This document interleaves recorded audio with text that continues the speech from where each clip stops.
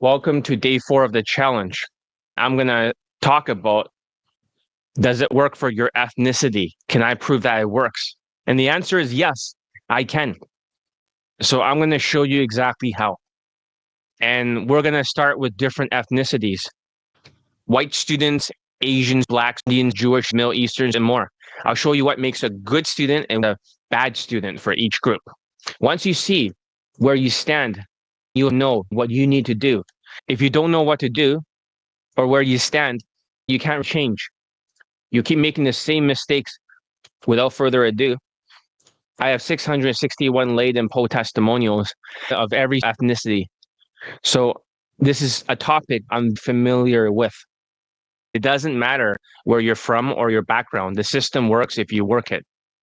You don't want to decay with cortisol. And I don't want to train zombies, but I've made my training different now. A student will record their mistakes, say their name, like, John, you have made this and this mistake. You need to fix it next time. And then they pin it on WhatsApp, play it 40 times, and can pass the homework in one day. Things have really changed. If you can't afford training, you're going to break it into 3 payments. Let's dive right in.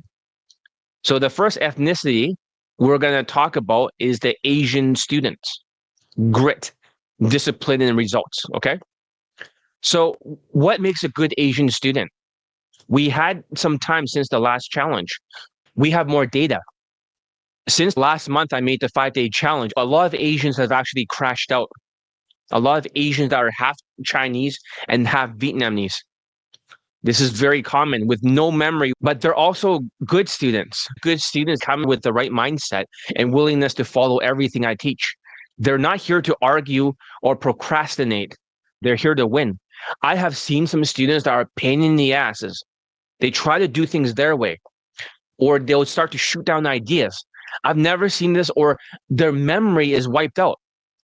So the perfect example of this type of student, the good ones, are usually engineers. And I hate to say it, it's not the Vietnamese that are good, because the Vietnamese are very triggered with a high narcissism.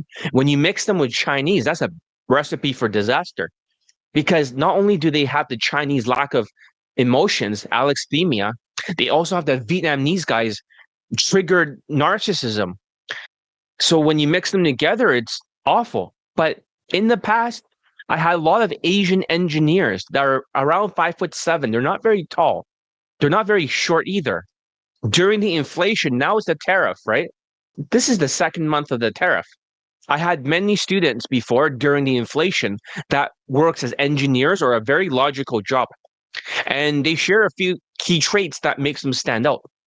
First, these guys have been burned before.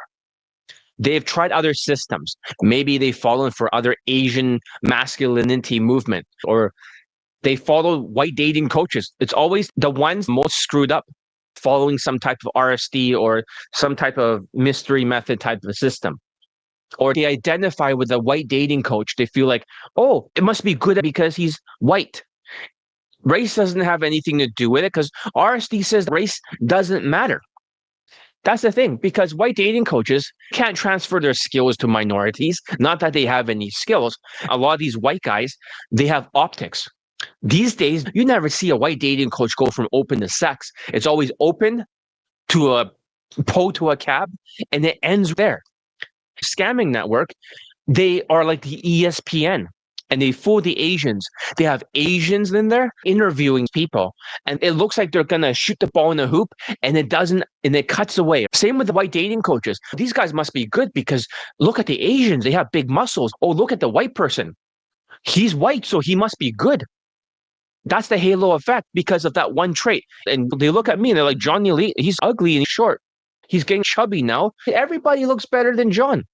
Johnny Lee is the ugliest Asian dating coach looking person. All the other guys are tall, good looking, muscular. They don't even have students late for Daygame, just one of them. For 2022, 2023, 2024, 2025, ABC's only had one. So the Chinese are like the British of Asians, not that good looking. They're not like Koreans or Japanese, or they don't have some kind of like SMV advantage. They're just plain looking Asians. These engineers might not have much going at first, but A 5'7" with bad fashion, usually they have a lot of Asians have split ends at the end of the hair, right? It goes in every direction. And they say, what's wrong with my hair? What's wrong with my fashion? They're like RSD victims. And that's not good. But at least they're gritty. They don't need to be naturally good looking or charismatic because they have the 4 traits of grit. And I've seen some very tough students, especially the Chinese student with 15 lace, 5 models, 5 white girls, 2 actresses, and he married one of the actresses, and he's a father now. The growth mindset is the most important. We talked about it in the last challenge, the 5 mindsets. We talked about grit. Grit stands for growth mindset. They're willing to learn and adapt. They are resilient. Is different now that we're at the 2nd month into the tariff. I have seen some zombies. Let me tell you that in terms of resilience. They could approach, but they don't have enough resilience to do their homework. They have no memory. So they'll keep going even when it's tough. Number 3, instincts. Oh, this one they don't have. Instincts is when they know when to do it my way. It's my instincts, not their instincts. Because they don't have a working memory, they don't have strong instincts. There's no working memory. On the very first day of the challenge, I talked about how cortisol can make you lose your hair, get fat, or wipe your memory. I've never seen the students' memories wiped away. I had a bet with an Asian student. Every week, if he doesn't do his homework, he pays me $160. So it gets him doing stuff. But because he's in the loser effect, he doesn't actually do anything until the very last day because he's super ADHD. That spikes his dopamine, makes him want to do stuff only on the last day. And he loses the bet. But he has no working memory. He forgets every single thing he's ever learned. So the next day, it's like I teach him something yesterday. I phone him or whatever. And then he's, what are you talking about, John? I don't remember that. I was like, what do you mean you don't remember that? Or when they start going out there and start approaching, and then you say to them, hey, don't you remember to fix this issue? They're like, oh, yeah. There's no instinct. So the training has adapted. Now they tell themselves on WhatsApp and record a video, pin it, and video will call themselves out by names. John, you have made this mistake and this mistake. Make sure you correct it next time. And now they have to play it 40 times. That's how they have instincts and resilience. Number 4 is tenacity. The ones who never quit. I've been seeing a lot of people quit easily. I know we're talking about Asians, but I saw an Indian guy quit and I kicked him out. Normally for the Chinese or some Asians, they have tiger parents.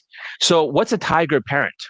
They push them to be engineers, doctors, like that. Tough love. But it's not tough love. That's when I teach them is tough love. Their parents, the biggest secret behind the Chinese parents, okay, I'm going to tell you, is that you are their retirement plan. You're like, what do you mean? You are their retirement plan. So whenever the older Asian parents, they start aging out, they get older, they'll actually try to move in with you. You're like, really? So the reason why they make you so good at school is very simple.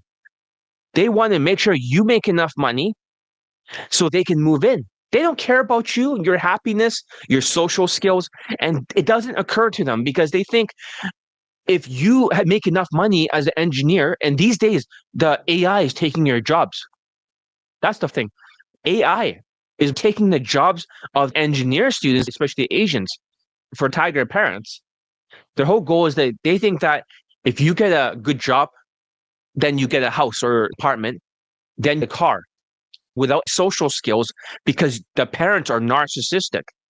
The Asian parents, especially Chinese, Vietnamese, but the Chinese are so narcissistic. Next to the Indians, they have the most narcissism in the world. Their whole image is oh, Jeremy got A, went to Harvard. What did you do? It's like they're always comparing you to other people, and they're very strict. And you wonder, why are they so cold?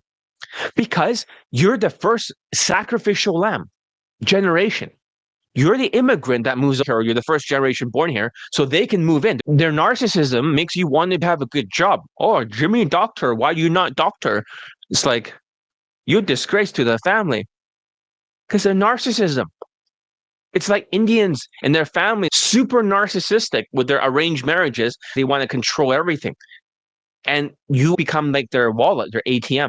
But for the Asians, so When I teach them, it's tough love, but they get a little bit scared because they think I'm like their tiger parents, but I'm not. I do it from a caring place. It gets results. Their parents is not from a loving place, it's from a place of narcissism and a place of control. So they don't crash out or get triggered when I give them discipline. They know it's for their own good and they embrace it. One of my students even stood in a 45-degree body language, but he was an engineer, a Chinese guy living in the United States, originally from Malaysia. So he went to the United States. He has a work visa. That's the only reason why he's allowed to stay there. But however, I've never seen a student do a 45-degree stance for 3 hours on one side. The stance that my students always stand like 45 degrees, and they literally stands like that. There's no wall behind him. He has no emotions. And got a white girl. He did that for both sides. So I knew the Chinese were very different because Chinese people don't have any empathy. I'm Chinese, so I'm calling out the Chinese. Nobody gets a free pass from Johnny Lee. They have grit I haven't seen in other ethnicities. And they achieve great results. I've had engineers pull women home in a week and get laid in 2 weeks. Didn't take long. They show up for every training session, complete every assignment. The Chinese never procrastinate. They're like Terminators, focused, relentless. When I teach the Chinese, it's, hey, this is what empathy is. I make them watch YouTube videos where they have to react to the people. So I always show them this married couple, okay? And they're reacting to TV shows like Squid Games, Cobra Kai, emotional, social stuff. And they don't understand why are the people watching the TV shows so emotional for the Chinese students. It's like, why are they trying to always put themselves in the shoe of the people that they're watching the stuff with? And I say, that's called empathy. And the Chinese person, the empathy, what's that? Whenever the Chinese Daygame, they'll always do something similar. Whenever women tries to connect with them and they're slowing down their tonality and they laugh. I had one Chinese guy, every time he talks with women, his eyes keep rolling. She's talking, blah, blah. I said, why is your eyes rolling? Are you having a seizure? I said, no, he didn't know he was doing that. She's talking again. Because that's how narcissistic a lot of Chinese students or Asians in general, very narcissistic without empathy. And that's not good. And we're not just talking about fake empathy, which is cognitive empathy that sociopaths have. And they're going to go through the elite tonality mastery type. And they can do drills back to back without missing a step. They're ruthless. So what are the wrong type of Asian students, right? Now that we have more data than before, the last challenge was today's May the 4th, right? Because that's the Star Wars Day, especially this month, are the guys who are complete opposite of the ideal Asians. They're not gritty. They're not disciplined. And they're usually half Vietnamese and half Chinese. I've been seeing that more these days. They're stuck in their own delusions because they're super HD. They have mental blinking. You already know when the student is going to be bad because when you look at easy cases, they get laid in 3 days with my coaching. Even elite bundle 2-3 days laid. Normal cases, they have a few questions. They don't say yes, sir. Hey, I'm just curious. Why are the students doing this and that? They still get 3 weeks to maybe like 2 months, right? The hard cases are the Asperger guys who are always in their head. And that's very common among the Asians. So these guys, because they're in their head, their left brain, the low self-esteem, delusions, half-assing it, wrong path to sociopath, bad decisions that fail in 4 months, and then quitting, right? So these voices are like bullies. If that's in your head, you're a hard case. But hard cases, like most Chinese people, are not emotional. They don't have any emotions whatsoever. When we talk about that mindset playlist, how they can reset, they can go from hard case into normal case. And here's the impossible case, Vietnamese and half Chinese, right? These guys are extremely emotional. They're full of cortisol. Their hair disappears, right? They usually have very thinning hair. Like their hair will just fall out. They also get like a double chin. And I got a little bit chubby. I mean, I know what it feels like to have a little bit of cortisol. And they don't have a working memory. It's wiped out because of narcissism. And the narcissism is there because of the ADHD.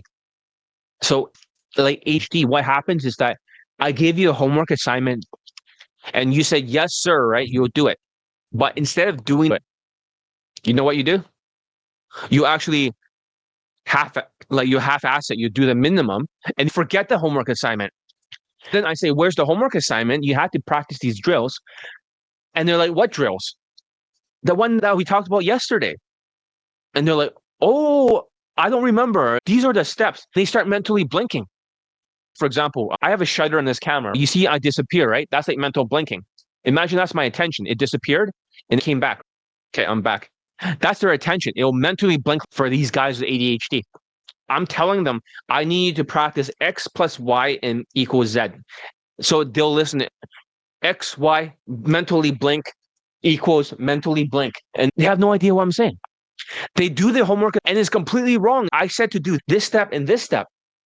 They listen a second time. It's like a Swiss cheese brain. It's like a Swiss cheese will have random holes everywhere. And then the second one, when you listen to the same thing again, it has different things again. So it'll cover the entire holes of attention. The problem is they have no working memory. I thought maybe writing on top of their WhatsApp, their biggest mistakes are. So I type it out somewhere in the document. I take a picture of it and I say, look at your pinned comment. For the bad students, this is what you need to do in the beginning. You need to look at the mistakes so you can correct it. This is your external brain. For these guys, I have banned most of these guys. I have banned like another Asian guy for 2 months and also banned another one for 2 weeks because all these weeks I had a $160 bet with him. One thing I've noticed was he doesn't technically remember the homework assignment the day before. When he doesn't do it because of ADHD, in the 4 traits of low self-esteem, he becomes lazy and more delusional. Then he goes through the loser effect. The more you win, the more testosterone you get. The more you lose, the more cortisol you get. And then some students start rotting. And you try to talk to them. Asians were so tough before. And then the memory's wiped out. There's no human left. When they reach a zombie level, they're not even half human zombie. They'll sabotage themselves every step of the way. These guys are almost always part of the Asian masculinity crowd. Almost all of them. They all have this belief system that the Asian masculinity is the right way. Their movement is that muscles are everything. If you're Asian and you probably don't have enough social skills, then muscles is what's going to compensate. And that's what's holding them back. You can't compensate everything with muscles. The reason why looks are so important is because they don't have social skills. They think muscles is a solution. In case they find Daygame too hard, 20 out of 35, they're going to go to night game, which is 15 out of 35, or go to Tinder in a third world country to boost their status compared to the locals. That's why they're Asian passport bros in Latin countries. They boost the high status, which they display on Instagram. They have a third world money advantage because they can afford to travel. They also have an exotic advantage because if you got a bunch of Latinas there, right? In the United States, they'll flake on these Asian guys nonstop. But when you're in a third world country like Colombia, where the women are eating from the fucking dumpsters in some places, that's how poor they are. Or they're into prostitution and all that shit. And all these dangerous people that will try to scoping you when you go on Tinder and they'll steal all your stuff. But when they go to these type of countries, they have more of a advantages, these 4 traits. So they try to boost. Not everyone has a good job, but they have more points. Even if they have 0 points because they're not whitewashed, they still have at least 3 points. And then they think it's muscles and they can raise it over the 1235 for Tinder. So if their looks are 7 or 8, they just need 4 more points. Some text game and status maxing. That's what Asians are doing. But when they come to the United States, they don't have these points and try to do it for Daygame. And a lot of these Asian masculinity people would tell me, John, you're crazy for teaching Daygame. You should not be teaching Asians Daygame. They should all be doing night game only. I remember these Asian masculinity people flooding my YouTube channel, YouTube lives. They just flood everywhere because they cannot stand that I'm teaching them Daygame and that the students are getting late for Daygame and they have really written off night game, which is 15 out of 35. And that's not the solution to everything. And the problem with these Asian masculinity guys is they look like Ninja Turtles. You notice with Queef and Casanova, they have a big head, they have big fat arms, big legs, a big body, or narcissistic, and stand next to women in a nightclub At the end of the night, when everyone goes home, they have this big body, right? Super fat looking Shrek body. And they're so narcissistic. They think they look good. My students have a V-shaped body, way better looking, way more aesthetic, good in a blazer. If they wear a blazer, they'll look like a fat Ninja Turtle. So they end up looking like a compound Ninja Turtle because they all love to do squats. My students don't do squats. They think they're masculine. Women don't care how big your arms are. They always tell you the same thing. I love Asian women because they're beautiful. That's how they say it. Beautiful. It's like, why are you talking like that? They're not beautiful. Asian women don't have much going for them. But Asian women are not beautiful. They all look the same. I couldn't tell the difference between a 5 out of 10 or a 9 out of 10 for a Chinese woman. And I'm Chinese myself. I rarely find Chinese attractive. I've only ever found like 2 Chinese ever attractive, 2 Chinese women my whole life. They all look very plain Jane. And that's the thing. So when they go after Asians, these Asian masculinity in nightclubs, what they're saying, they can't get white girls. They'll say, oh, I can get white girls all the time. I'll show you proof. And there's no proof. They'll disappear and say, okay, show me you with a white girl. They can't. But they like Asians more. They'll delude themselves for their narcissism. That's the thing. These guys are the most toxic PUA types. These PUA crews. When they're Asians, you always have a sadistic person insulting everyone in the crew. That's what happened with my Chinese student with 15 lays, 5 models, 5 white girls, 2 actresses. Somebody in the crew was criticizing him. So I taught him to get 15 lays, 5 models, 5 white girls, 2 actresses, 1 foursome. And he married one of them to spite the other person. But they're sociopaths, they're narcissistic, and they're sadistic. These type of people, they're very sadistic. So that's dark tetrad. That's a sadism, sociopathy, excessive narcissism, and Machiavellian manipulation. They love insulting each other because it makes them feel superior. But here's the thing. These guys aren't psychopaths. Psychopaths, like my good students, a lot of them are psychopaths. And they can detach their emotions. It's not because they're killers. They're far from it. They're too beta to kill anybody. These students that are Chinese and they're psychopaths, they're usually very logical and they're very smart. But they're different because they can detach emotionally. However, you got the type that are half Vietnamese and half Chinese. These guys are more sociopaths, delusional, like the far left. They have far left thinking. You know how the far left is trying to have very irrational things, like they're defending this guy who was sent to the Supermax prison in Latin country, right? They don't have a working memory. They talk very fast around women. Whenever they go out there and they start approaching this year in 2025, they sound like this. Let me show you. Excuse me real quick, I have a question. They're all stressed out. You can hear it in their voice. I was looking for a place called Zara. Do you know I can find it? Oh, by the way, I just know something about you. You have to go higher, right? Not just go downwards because they're so stressed they can't remember the steps. I just know this. You are X plus Y. Are you creative, artistic? Are you an artist? I know it's random. They're speaking as fast as possible, rolling the syllables. When you roll the syllables, it's game over. You've forgotten everything. These days, I make the students record themselves and they tell themselves, these are your mistakes. Don't roll the syllables. Don't speak so fast. Make sure you add all these steps for the hybrid opener. They have no working memory because cortisol has taken it away from them. So they watch the video now. I have not done that with the Asians yet, to have Vietnamese and have Chinese yet. But when they come back from their ban, they're going to record a video calling themselves out. We're going to pin the video. And they may not listen to me when I type stuff out. They have no working memory that they should even look at that WhatsApp piece. But when they see a picture or a video of their face calling themselves out, they're going to see that, wait, I don't remember this, but now this person from the past is telling their future self their mistakes. And they're playing it 40 times until it burns into their memory. That's the solution. They don't have a working memory due to the winner or loser effect. That's why they don't have testosterone. The more you win, the more testosterone you get. The more you lose, the more cortisol you get. These half Vietnamese, half Chinese types are crashing out. These type of people that are almost having a Latino fuck behavior. Like, I seen one of them that had a one-track mind, could only do 1 steps. The wrong path to sociopath, it blows up in his face in 4 months, making really shitty decisions like a zombie.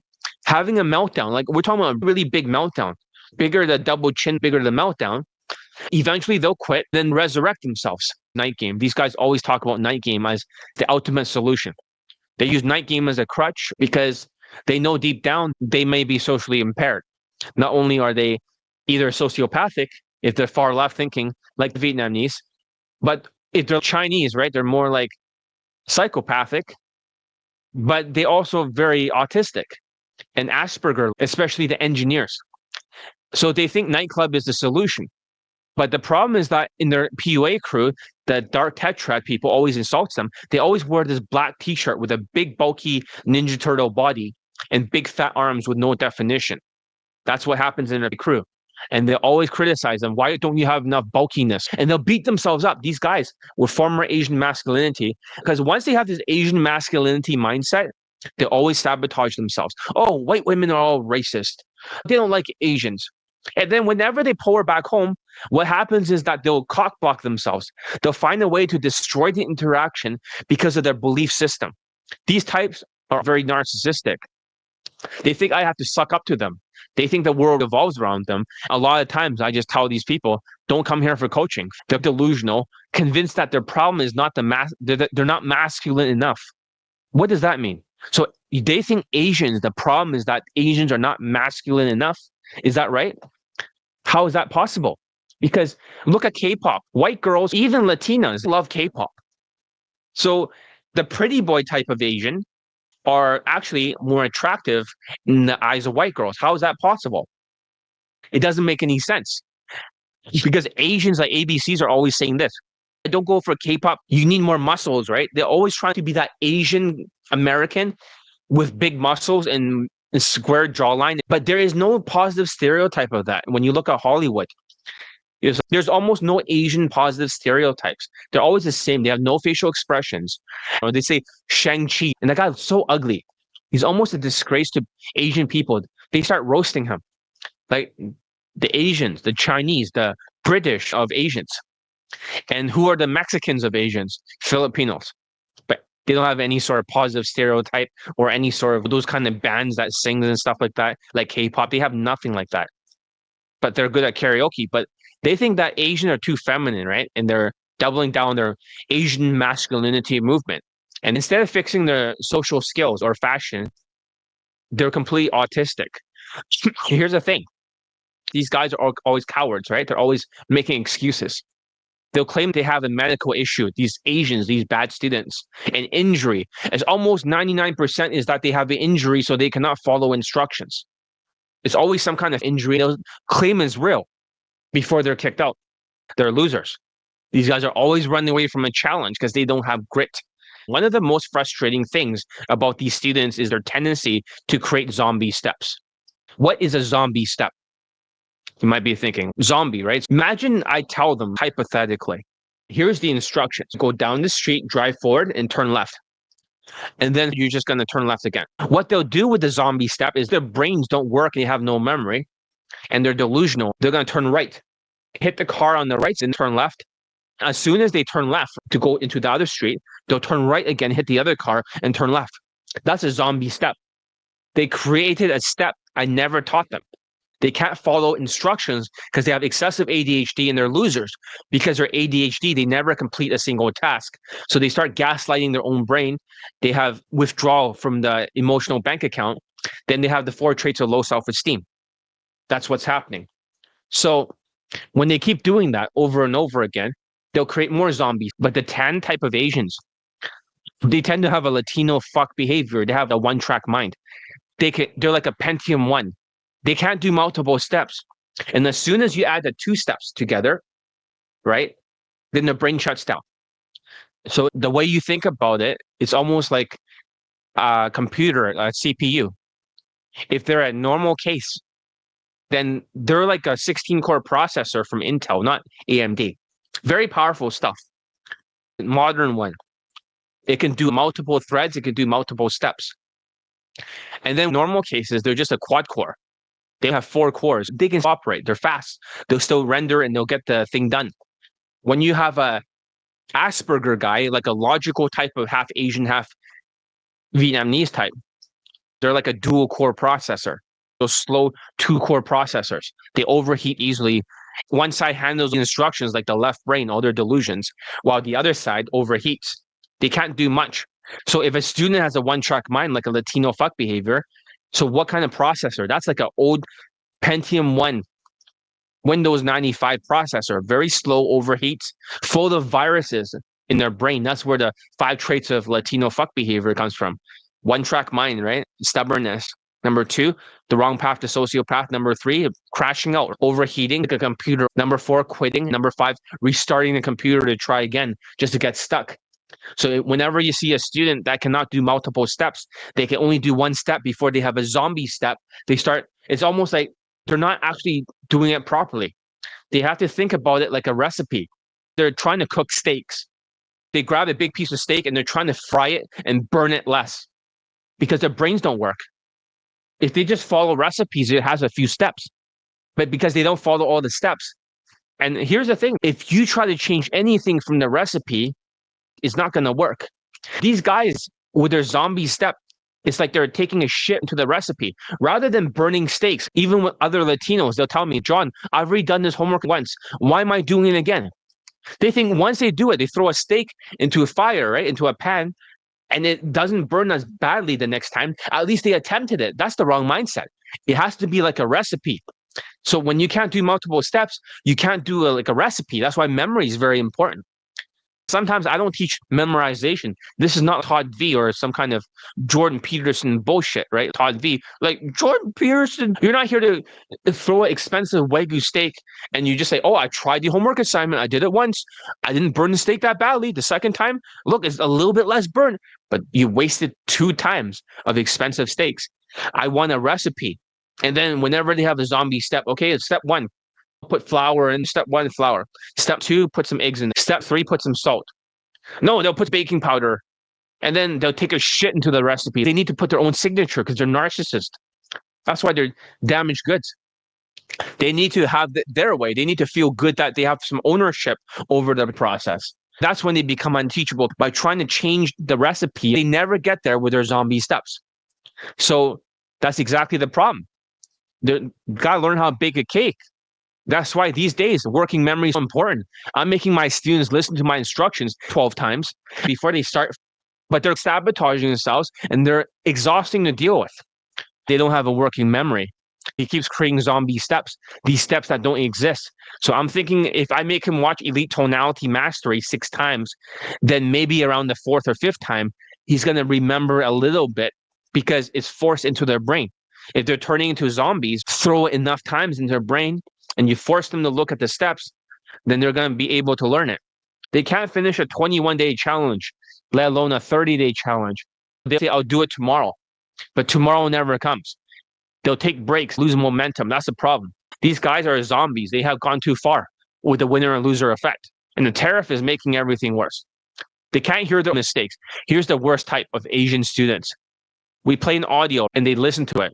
There are 2 ways to hear the mistakes. Number 1, I have an audio that calls out the 4 traits of low self-esteem.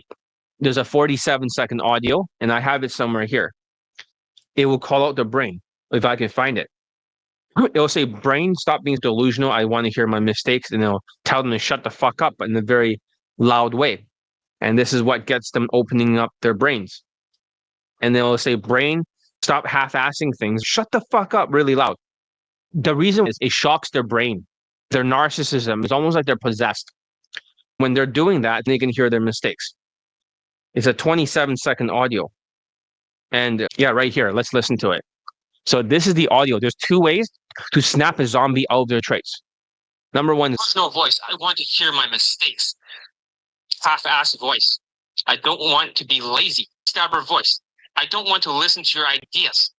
Last one, quitter voice. I don't want to quit. Stop talking to me. Shut the fuck up. But that's just a 27-second. That means that is the 4 traits of low self-esteem. Delusional voice for delusions, half-assing voice for being lazy. So the more lazy a student is, right, the more they're losing because they can't focus. And the more they can't focus, the more they don't get testosterone and the more they get cortisol. And when that happens, right, they cannot hear their own mistakes because of delusions. It's almost like a virtual reality or augmented reality Meta Quest 3 headset. It rewrites what they see and what they hear. So they become like zombies.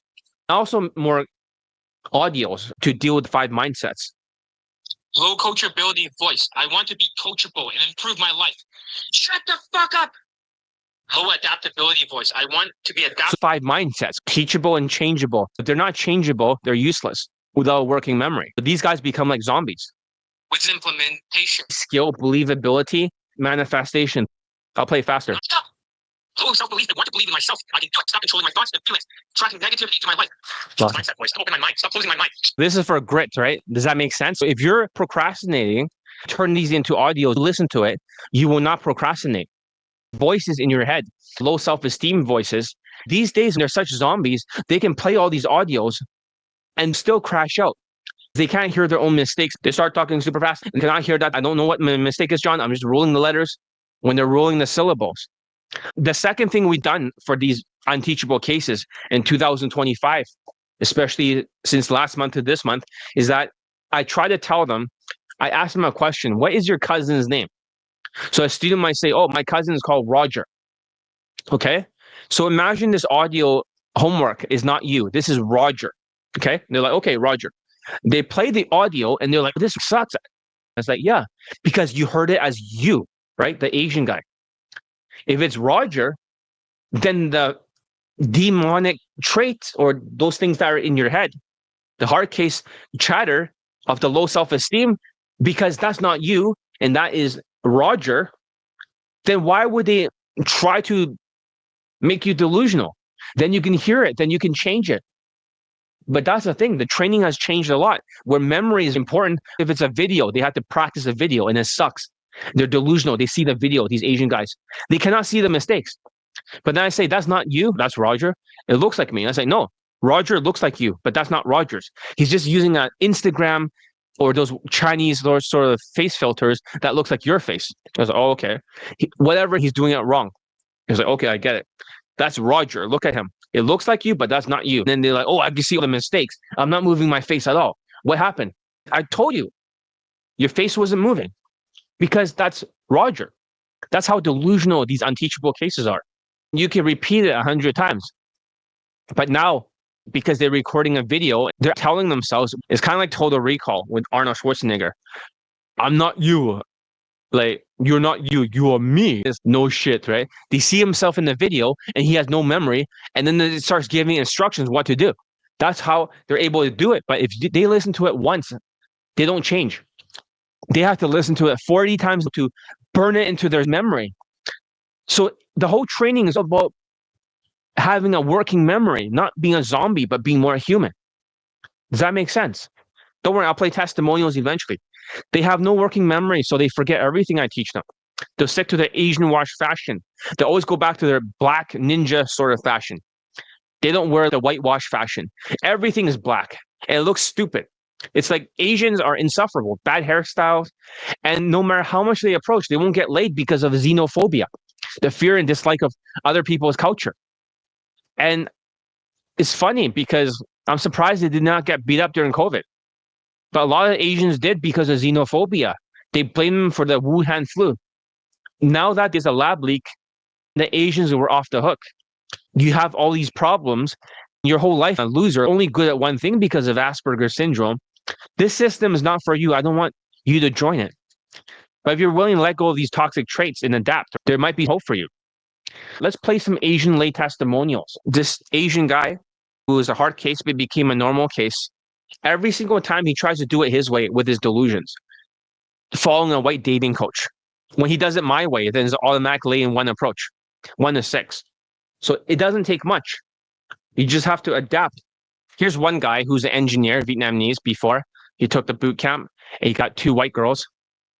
Resolve all the dating life. I want it. I was trying out all the different systems. I'll go faster. System is OSD, simple pickup. And those system doesn't work for Asian men. Although I'm a tall 5'11" Asian man, I'm still not getting the result I want. I've done direct game, indirect game, and pretty much everything out there for about 5 years or so. And I got no result whatsoever until I discovered John. Now I have bought his products. I have recently completed one of his bootcamp. It was definitely a kick in the gear for me to really accelerate my learning curve in game. And I was able to really to see what is bootcamp look like. I was able to get some result during bootcamp and prior to bootcamp. I got 2 lays and 4 pulls. One of the pool is doing a blackjack table at Vegas. She was sitting down and I just sit next to her and get to know her. I was able to connect with her and make her trust me and like me. And then I suggest we head to my place. And she agreed. Although I did not get that lay, I was able to pull successfully by myself. And it gave me the confidence to do the next lay. The next lay is we approach her on the street. We was able to make connection with her and connect with her. And she knows that we are fun and attractive guys. So she decided to come with us to our hotel. And then we took turn to have fun with her. She was an 8 out of 10. During boot camp, I got a pool with a Mexican girl. She was a virgin, and I couldn't close the deal with her. I did not know how to deal with escalation in the bedroom. However, now I know since John taught me some techniques to deal with it. I'm a 6'1" white girl, but I messed up. I could not get into the room with her. At the airport going back, I saw this white girl, and I approached her when she was in line.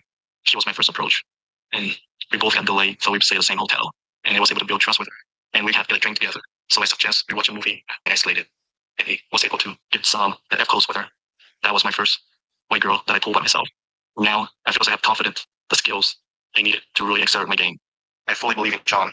Yeah, he's Vietnamese, but afterwards, his lays and stuff, he went back home. He became so narcissistic because he was able to get laid when he got back home. I couldn't get through to him. All his emotions shut down. That's what happens when they're narcissists. There are lots of narcissists here.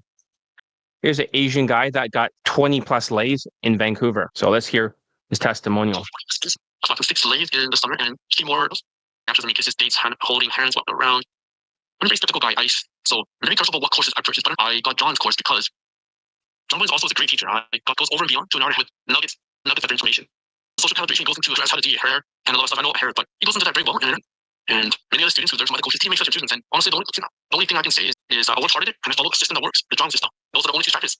Other than this here, so the testimony, yeah, if you're serious with being more confident with women, because in the dating life, I wholeheartedly recommend John's system. Again, John has pretty good tonality. It goes up and down, unlike other monotone Asians.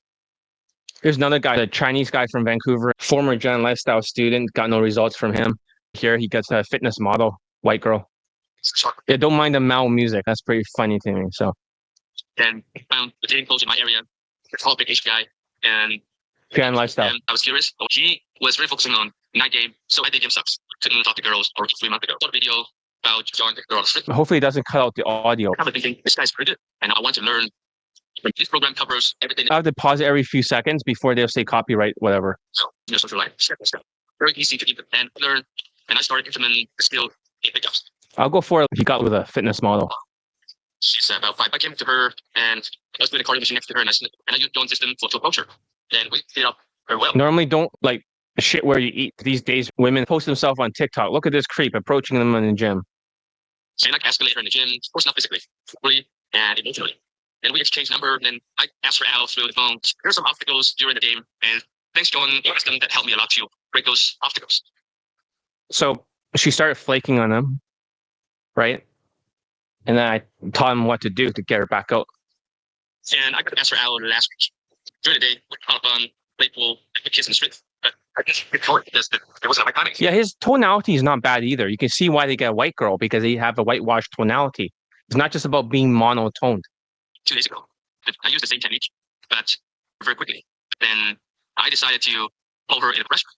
So we did it. Yeah, so you got laid in a public bathroom. It's not something I recommend because you can get a lot of trouble, especially here in Vancouver. But here's a Taiwanese student. This guy also has a very good tonality. So he closed a Middle Eastern chick.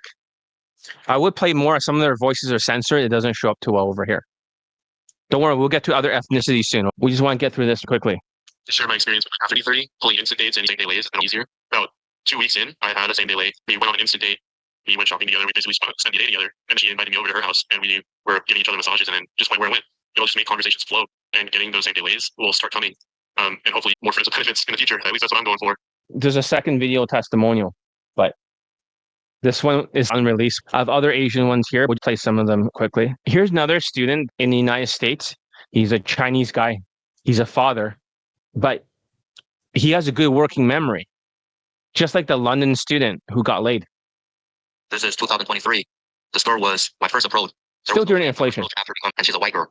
I'm Chinese, 5'8". I live in the US. I signed up for John's class 2 weeks ago, and then yesterday I got my first lay. It was at the park. I met this girl. I used an direct opener, and when I started talking, I noticed that she was very friendly and open. I used a statement, just making a comment about some decoration in her hair, and she was interested in talking. I used active listening. I didn't interrupt her. I didn't talk much. I just said, okay. I locked my eye contact, and so this whole time we were talking, and I remembered I used body language to keep my chest up. We talked for about 15 minutes, and I was lucky. She was very talkative, and I think... See, you see the Asians that have more of a variation in their tonality, they're more likely to get laid with a white girl. That's why tonality mastery is important.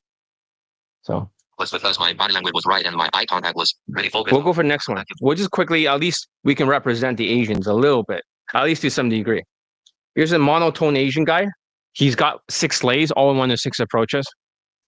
So he went to Mexico afterwards, but first he got his first lay in Toronto with a white girl. Then he got a bunch of Latinas all in approaches. So he's posted one side of the yeah. So with this Latino, started walking on the streets and just approached her and using things that girl talked to me on this. And so we talked a bit and then we started walking together.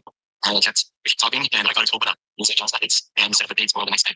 And eventually we left the cabinet and I walked her towards my home where we had sex. Here's the next one. And since my last update, I was able to pull a white girl and get a lay with her. Eventually she came back, but afterwards I approached another chick at the supermarket and I was able to pull her back home and I could not get the lay. So it still counts as a pull. And so we set up plans for the future. I just recently got with a Latina. So what I have to say about John's program is that the 3 bundle really works and he comes up with solutions to our Chinese. This is the Toronto one. He got laid with a white girl. And being born and raised in Canada, Toronto, and just North America in general, it's very hard to get results. Yeah, these are the half Vietnamese, half Asians. They did okay before, but now with the inflation and also the tariff, they're benchoding. Time or daytime. So I looked out for retirement weeks to get coaching. And after we have P students. So what happened was after 2 weeks of doing Thai training, I was able to get laid with a white girl. And on the day that he coaches. It's almost like when they sound more whitewashed, they'll get laid faster. Bring up any sexual at all. Yeah, it's body language, social calibrations back then. School, and it's a lot easier that way. They don't know. Okay, here's a 5 Vietnamese guy. He got 3 fuck buddies. 2 of them were models, and he only kept 2 of them for a year. And then eventually he didn't want to get new training, but here's another. Yeah, he looks like over here. He has blonde hair just like me, but very skinny. I tried studying university and I decided to buy the program. Because the program, I was able to open transition and show myself, so to get the electric from me. And he told me the class and how to find really difficult and attractive from women. But taking this, I feel like anything's possible. And I'm dating to model to an Asian model. Any races I want without any barriers. I'm just really happy. On top of that, I want to clarify that by following in the span of 1 week, I've been able to pull 2 girls and select with it. One is an Asian model, and the other one's a really hot white girl. Yeah. So there's pictures if you want to see it, but there's the Asian model. There's the white girl in his bedroom. It's black and white picture, but you get the point. So if a small little Vietnamese guy like him can get this kind of results, why can't you with my coaching? Here's a Vietnamese guy, completely ungrateful. Filipinos are like the Mexicans or Spanish of Asians. That's what they're like. He got many white girls and Latinas. Before he was a creep, and then he got all his results. He doesn't want to continue training. It's very hard to hear what he's saying. He doesn't have a good tonality. He could definitely use a boost in tonality, but he has several fuck buddies and stuff like that. You can see him, right? Right, that's him. The lack of emotional intelligence. Relatively not that tall. I think you're starting to get a pattern. Let me just see one more student, and then we'll move on to the next one. We'll talk about the next ethnicity. There's one guy over here that I want. This guy. I'm a 5'7" Chinese student from Southeast Asia that immigrated from there to the US. So currently I'm working in the US as a software engineer. Typical engineers, I was a very unsociable person, very logical, couldn't do small talk at all, very boring, very monotonous person. So didn't know how to talk to at all. But after going through John's program, just 2 weeks of it, not even a full day yet, I was able to get laid with a white girl just yesterday. And so I met her at the mall, and I followed all of John's instructions on how to approach the girl, how to open her, how to talk to her and keep a conversation going for 5 to 6 minutes. And finally I proposed her. A week later, I invited her, John gave me even more instructions on what and how to. And then I just followed it. She got her to my place, dealt with her objections like John teaches it. She was saying oh, I'm on a pill. I'm not supposed to be in a guy's house tonight. My mom doesn't know about it. She had a lot of objections basically while being there, but following John's teachings, I was able to deal with them and got her. She ended that day with no job because her mom called John to tell me to text her and plan an already to hang out. So I did that, and next week I was able to get her out again. This girl was like a brunette, born and raised in the U.S., so pure white girl. If I can do it with John's system, I think everyone can. The course I took from John was Kaizen. That's first course. He looks 5'7". Don't worry, all the pictures are censored. We would play one more. The guy got married recently, so that's good. I'll play his testimonial and then we'll move on. Okay, if I can find it. Okay, I'm just looking through the student's lay pick. If I cannot find it, I'll move on. But if I can, that'll be great. How many? My whole Google Drive is just full of lay pics of the students that I haven't even posted. All right, we're just gonna move on. I cannot find it. I already played it in the other video, the last one. So let's talk about the next ethnicity. One of those things you just have to get solved, especially if it's high school and stuff. Or even if there was, it's not something that just falls into your lap. You have to take active measures to get your problems fixed. This with Asian guys, it's not a lack of confidence. It's not a lack of effort because we know how to put effort into things. And we don't mind doing all random things like cold approach that take a lot of confidence. It's a lack of skill. Dating, it's about tonalities and the vibe you can portray to the girl. This is so important. It's not about whether you feel confident. It's not about what you think is good. What you think means nothing in regards to your success or failure dating. It's how you come across. It's like they have a camera. It's all your actions. It's like masking, but you develop the skills. It's not calibrating in front of her. It's the more like you practice to be the 2.0 version of yourself. And that's why Asians are lacking, because they don't have facial expressions. So what I'm saying is this. You don't know what you've done. And you don't want to struggle for years. And I mean, it's good for your spirits, good for your aura to bang your head against the wall and not give up. But if you want results quickly, you gotta just learn from John, because nobody else even is touching all these topics. There's no other dating coach even touching all this stuff. Come on. This guy's Todd Valentine, Honesty. We're a dime a dozen. They all say the same stuff that doesn't work if you actually do cold approach. If you actually are out there hustling in the zone. What doesn't work? You need to get faded hair, dress well, have tonality. Everything he says is correct. You literally just need to follow his advice. And I promise you, you're going to get results. Happily married. Now I'm on the grind to get money. So I don't really give a shit about all this stuff. Happily married. Now I'm on the grind to get money. He got married with a coaching program. I was going to play the guy with 15 lays, 5 models, 5 white girls, 2 actresses, but somehow it's cutting out with the microphone in this one. All right, let's talk about next ethnicity. Okay. So let's talk about Indians. Okay. The ideal Indian students: grit, resilience, and results. My best Indian student. None of them were perfect. They're very flawed people. The ones who usually do very well were engineers, but not shitty engineers. I'm talking about the bench-hold Indians who make less money. They're like the top engineer types. They're not worried about losing their job. They'll make enough money. Now I'm covering Indians. This will be good. All right.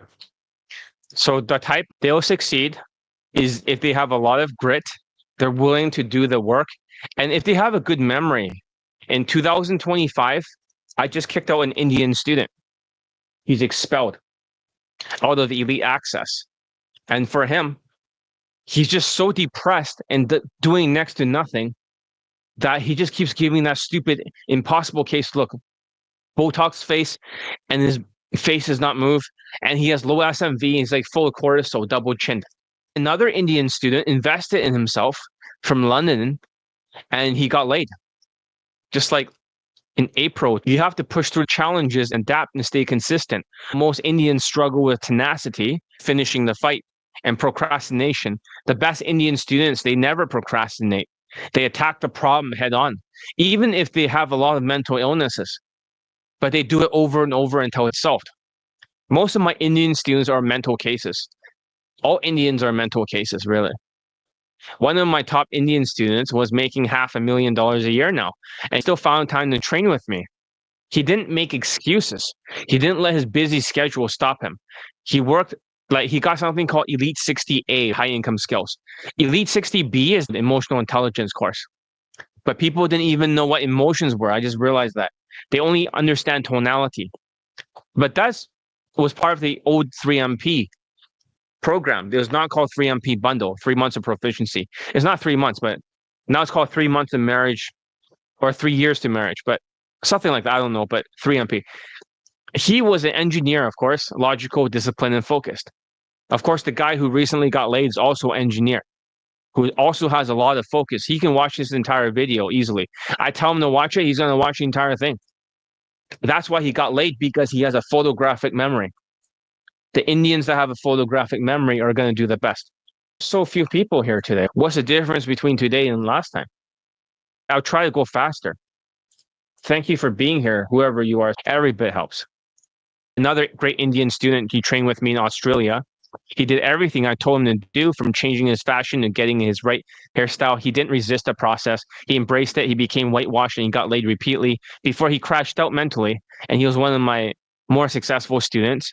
But that bench-holding idiot start giving the testimonial even to another coach, even though he has nothing to do with the other coach's stuff because it doesn't work. Whoever was around him, he thought he was using their stuff, and then he would just give him credit. But me, that was training him. Stupid fucking bench holding idiot. Number one, they'll have grit, a growth mindset. They're willing to learn and adapt, even when it's uncomfortable. Number two, they'll have resilience. Even when they're afraid, they'll go out and do the work. Then they'll face rejections without beating themselves up. Number three is instincts. They'll trust my instructions and don't question the system. Number four is tenacity. They don't quit. They'll show up, do the drills, and complete every homework assignment. They don't procrastinate. They don't let distractions get in the way. They focus on the task at hand. They get it done. They invest in themselves. They're not afraid to spend money on training because they know it's a strategic investment. They're all banned. They fully commit to the process. Number four, they embrace whitewashing. Staying Indian washed, low status fashion, unappealing hairstyles keeps them stuck at a 2 out of 10 perceived status. By becoming whitewashed, they elevate themselves to a 4 out of 10, which allows them to operate effectively in Daygame. They work within their limitations, even though most Indians have challenges like sociopathy, narcissism, ADHD, and skinny fat physique, just like they're crashing out because of the 2025 tariffs. The good ones don't let these traits hold them back. More chins than a Chinese phone book. They acknowledge their weakness and work around them, unless they don't, and they get kicked out. These students are relentless. They take punches, right? These guys, because their good job, because they have a good job, they have some survival value. They can take a punch. That's what makes them so great. But the ones who don't have a good job, the bad Indians, or their job is like not paying as much, they're always going to be stressed out. So they can't take the punches. And the good ones, they don't let the fear stop them. They're going to do it anyways if they want to, even if they're totally ADHD and sociopathic and delusional and very narcissistic with super laziness. Some Indians disappear for 3 days, then come back. Now it's more like 3 weeks at a time. Then they'll say, hey, what am I supposed to do next on Elite Access? Most disappear in 3 months, the ones who get kicked out. They always disappear for the Indians. They'll just rack up multiple lays, achieving results, the good ones. So the wrong type of Indians are procrastinators, backstabbers, and zombies. This is why I don't train people from India. There's no shortage of examples. These guys crash out like most of the zombies in 2025, but they've done it in like around 2022. As soon as inflation hit, they'll start backstabbing you and waste everyone's time. They're the opposite of the ideal Indian student, and their traits make them insufferable, unteachable, and doomed to fail. Let's break it down further and expand on what makes these students so problematic. Number one, they're procrastinators with no tenacity. They're the worst Indian students. Chronic procrastinators, they'll say, I'll do it tomorrow, but then disappear. They're slippery. You try to make them do their homework assignments, they'll slip through your fingers and they'll run away. These guys disappear for weeks at a time and even months now. Especially 2025, they'll vanish without a word and they'll reappear and they'll act like nothing happened.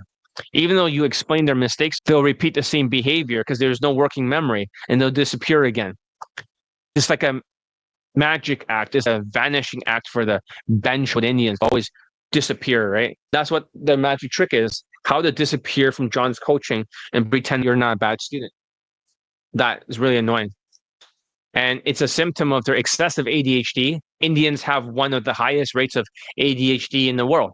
And the bad ones, they let it control them completely. They can't focus and they can't finish a 21-day challenge, never mind a 30-day challenge.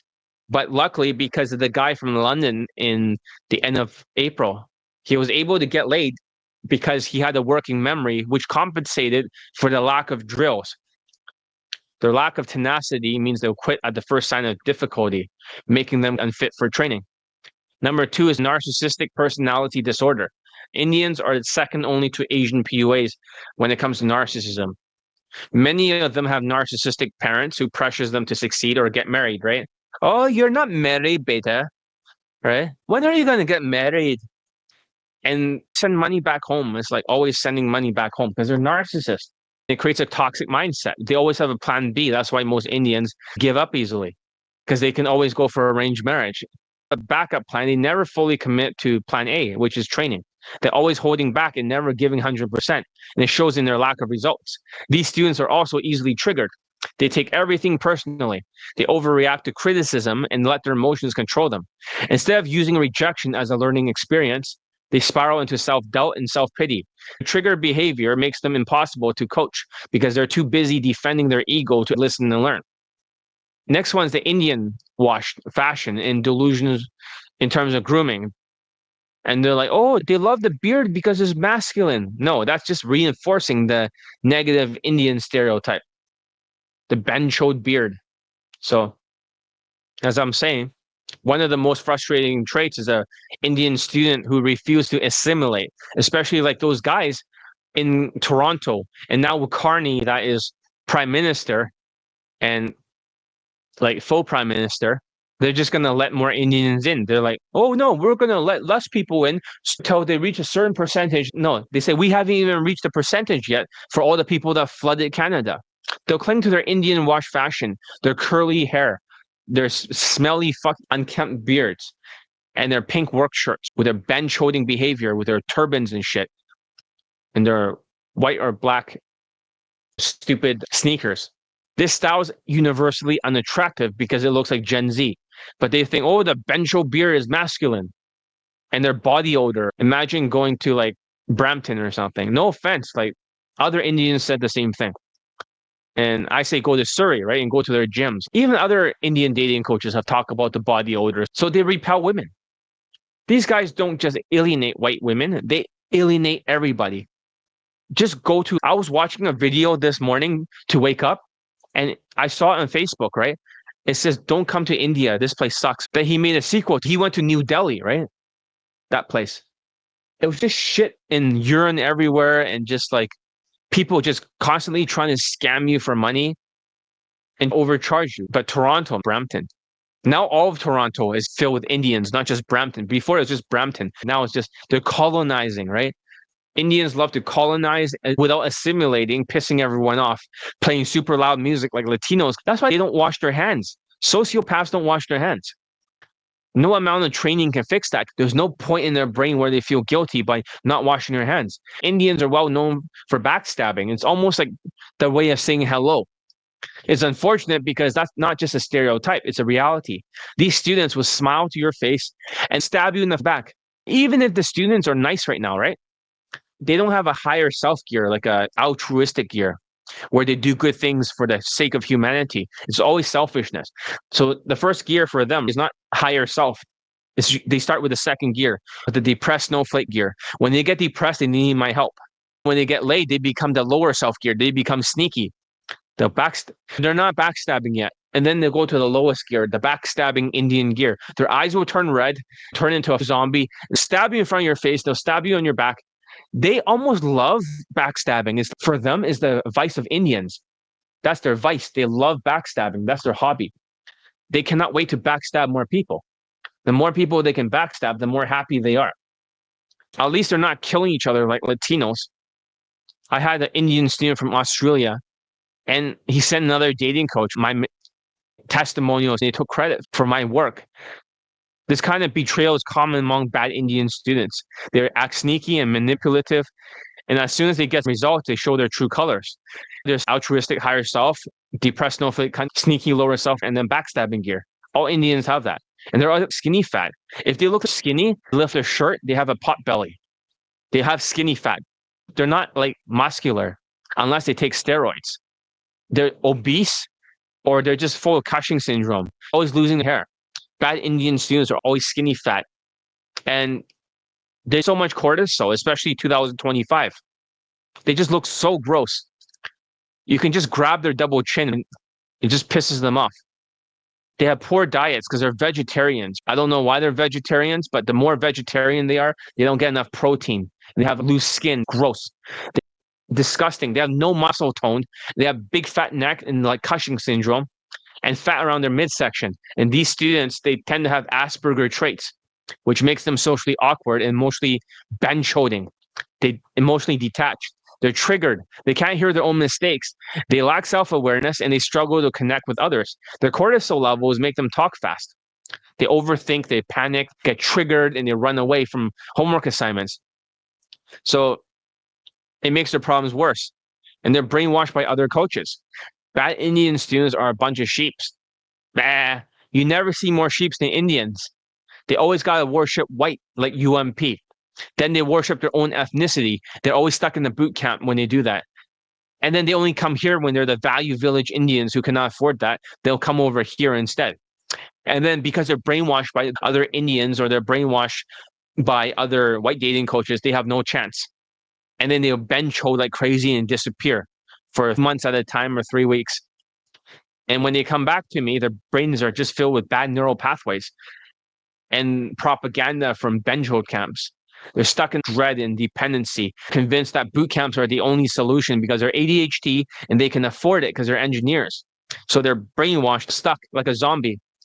They can barely put one foot in front of the other, reverting to old habits. Cheap and financially irresponsible. But the other guy from London, he invested in my coaching. He also got mental trauma cure because he had a lot of trauma. He invested in himself, unlike other Indians. Another guy got laid last year and the year before that. He got kicked out because he did next to nothing. He barely did his homework assignment. He got depressed. They don't think with their higher self. Bad Indian students, they're cheap and interested in training. Indians will come up to you and pretend to buy something. They'll waste your time. They can waste a week just talking. They don't buy. Unless they have the money, they don't buy shit. Fuck them. That's why I banned all Indians from India. They're just scumbags. They're just evil people. That's why they never could leave India because of ADHD. They're financially irresponsible. Often, a lot of times, these Indians make 5, 6, or even 7 figures debt, right? They have 7-figure debt because they cannot stop buying a house. Indians got to buy a house, right? No matter what. They cannot afford a house, but they put themselves in debt. Good Indian students invest in themselves. They commit to the process, like the London guy. And they're not looking for shortcuts or freebies, or they're cheap. That's why they don't value the training if they're cheap. And if they lack financial discipline, it reflects in their overall commitment. So the lack of tenacity, right? They don't finish. They're like zombie steps. We talk about zombie steps among the Asians, the half Vietnamese, half Chinese, right? But the bad Indian students, they'll complete a few drills, right? And maybe make a few approaches. But as soon as they have pressure, they'll crash out. They'll bench hold, they'll start crying, they'll lack the tenacity, and they'll quit. These students also create zombie steps, random ineffective steps. I never taught them. It's like they're sabotaging the system on purpose, adding unnecessary steps because they're so ADHD and they're just bench holding. And they keep inventing new zombie steps. The wrong type of Indian students are procrastinator types, right? How badly are you busted up? Are you saying you got broken bones? Did you fall down the stairs or something? Are you in the hospital? My Latino student got a big scratch across his face. Are you in the hospital right now? One of them crashed out, but physically crashed out because he was drunk, right? Fuck night game. The wrong type of Indian student, right? They're procrastinators, backstabbers, and zombies, right? Full of cortisol. They're plagued by ADHD, narcissism, and delusions, and they refuse to adapt or take responsibility. They sabotage themselves at every single term. They waste everyone's time. They fail because they lack the grit, focus, and discipline. They're cheap. But if you're an Indian student, ask yourself, are you willing to let go of these toxic traits? If you're not, then you shouldn't be here. You should just suck off other Indian dating coaches and not get laid, right? And get brainwashed, where the crutches in their boot camps, where they use alcohol and escalate super hard, or use some kind of clout game. But it's good that we have this London guy who got laid. So if you're ready to change, this is for you. Rather than playing all the Indian testimonials, we'll just play 2 good ones. We'll play the recent guy testimonial. Hopefully you can hear it. He was from London and he got laid. If the audio cuts out, I might have to post his video testimonial. This sucks. I had to censor his voice. It makes it very hard to hear. See if you can hear it. All right, let me just see if this actually works. I'm going to open up the video. Okay. Hopefully you can hear it. I had to censor his voice. You can't really hear it. Let me see if this works. I might have to tell you what was on it. This sucks. Here was a student, a London guy. Screenshots is not bullshit. This has been unreleased. I might have to release this one next. He says, I want to share my experience with John Lee in the program. Other dating coaches program doesn't work. They just promise the world. He tried to say the date he got laid. He never said 2025. It was just stupid. He says he got a first white girlfriend. So that's one of them. He's saying he lives in the UK. He didn't think it was possible. So in the testimonial, that gets cut out. He's saying there's a race hierarchy. Okay. I'm just going to say whatever's in there. Like I said, in the past, I was able to play his testimonial when I was using that streaming service thing that can play at different locations, but this one cannot. He's saying white guys are portrayed more attractive in movies and stuff. He's saying Asians are not represented as attractive. He's saying Asians are doing better than Indians in terms of Hollywood portrayal. He's talking about Shang-Chi or whatever movie, but that guy looks like shit. The Simu Liu guy, whatever his name is, he's so ugly. So they're actually yelling at him, like Chinese people saying, is this who's representing us? He's so ugly, right? He's saying that he has Asperger's syndrome in this testimonial. He's saying he's emotional, but now he's not stuttering. Before he used to stutter like crazy. He's talking about elite tonality mastery. I have split tested everything. He got the elite bundle too. Yeah, that was before, but you can see even though he's always been having mental issues and disappearing for 3 months at a time. He's talking about, it also comes with a playbook, elite playbook, and Snipes. And he says he can text me on WhatsApp. He's talking about elite access. You can't hear it, but so he's talking about different ethnicities for that been successful with my coaching. So he's listing a bunch of different ones. He's saying he lacked focus and does not have good tonality. He says he had bad Indian accent. He's saying elite tonality mastery improve his tonality. He says he also joined the inner circle, got more videos, secret sauce. He says the real proof is in the results. Very happy. So basically that's the testimonial. We'll play another Indian person and move on. I don't feel like playing all the other Indian testimonials because it's a lot of backstabbers and a lot of betrayers. It's just their vice. That's how they work. Let me try to find it in the playlist. Oh yeah, another Indian student got married. So maybe we can play his one. Let me just write his name. And hopefully this one's not censored. So yeah, this one. It's not censored. I'm a former student of John, and I wanted to give this video testimonial. John's been very helpful. I started out in the game many years ago, and I went through a bunch of coaches, been through a bunch of boot camps, and nothing really was working. I discovered John eventually, and I found his advice very practical and very real. At least for me, eliminated all the BS advice in the dating game. He picks advice that works better for tall, good-looking white guys, and not like low SMV guys like myself. I am not white. I'm bald. I stutter. John tailored advice to guys like me. He told me to wear inserts. He advised me on improving my fashion. He told me exactly which accessories to get and which like suit coat or up style to get, and that was very helpful. His weekly video streams were also very helpful. I would sit on those and ask questions. I can't really flip it around because I did not censor his face yet, but he's bald. He's 5'4". John's also reached out to me just check up on my progress in game. He does take a very strong interest in all his students, and he wants me to do well. He wants all his students to be very successful, and I appreciate that aspect about him, that he has a personal investment in all his students. I got married a month ago to a wonderful woman. I got married on November 9th. I've been dating my wife for 2 years. Even though I met her online, I use a lot of the techniques that John has said, like the confidence stuff and how to deal with women, and that was helpful in me continuing to date my wife and get a second and third date and get into a relationship with her and such. I encourage Indian guys, any non-white ethnicity, to coach with John. Do what he says, trust in the process, and you will get there. Thank you, John, for helping me. I owe part of my success to you. Thanks. Bye. Yeah. So was that worth it? He trusted me, right? Of any other coach. He been burned before at boot camps, and he's married. We'll just play one more then. I went to hospital last night. Nothing broken, but a lot of bruises. Can't really function. Remember, if you take too much time off from the coaching, you're going to lose momentum, and then you're going to quit. You remember the stages of Latino behavior, right? When you reach the quitting stage, it's going to take you a long time to resurrect, right?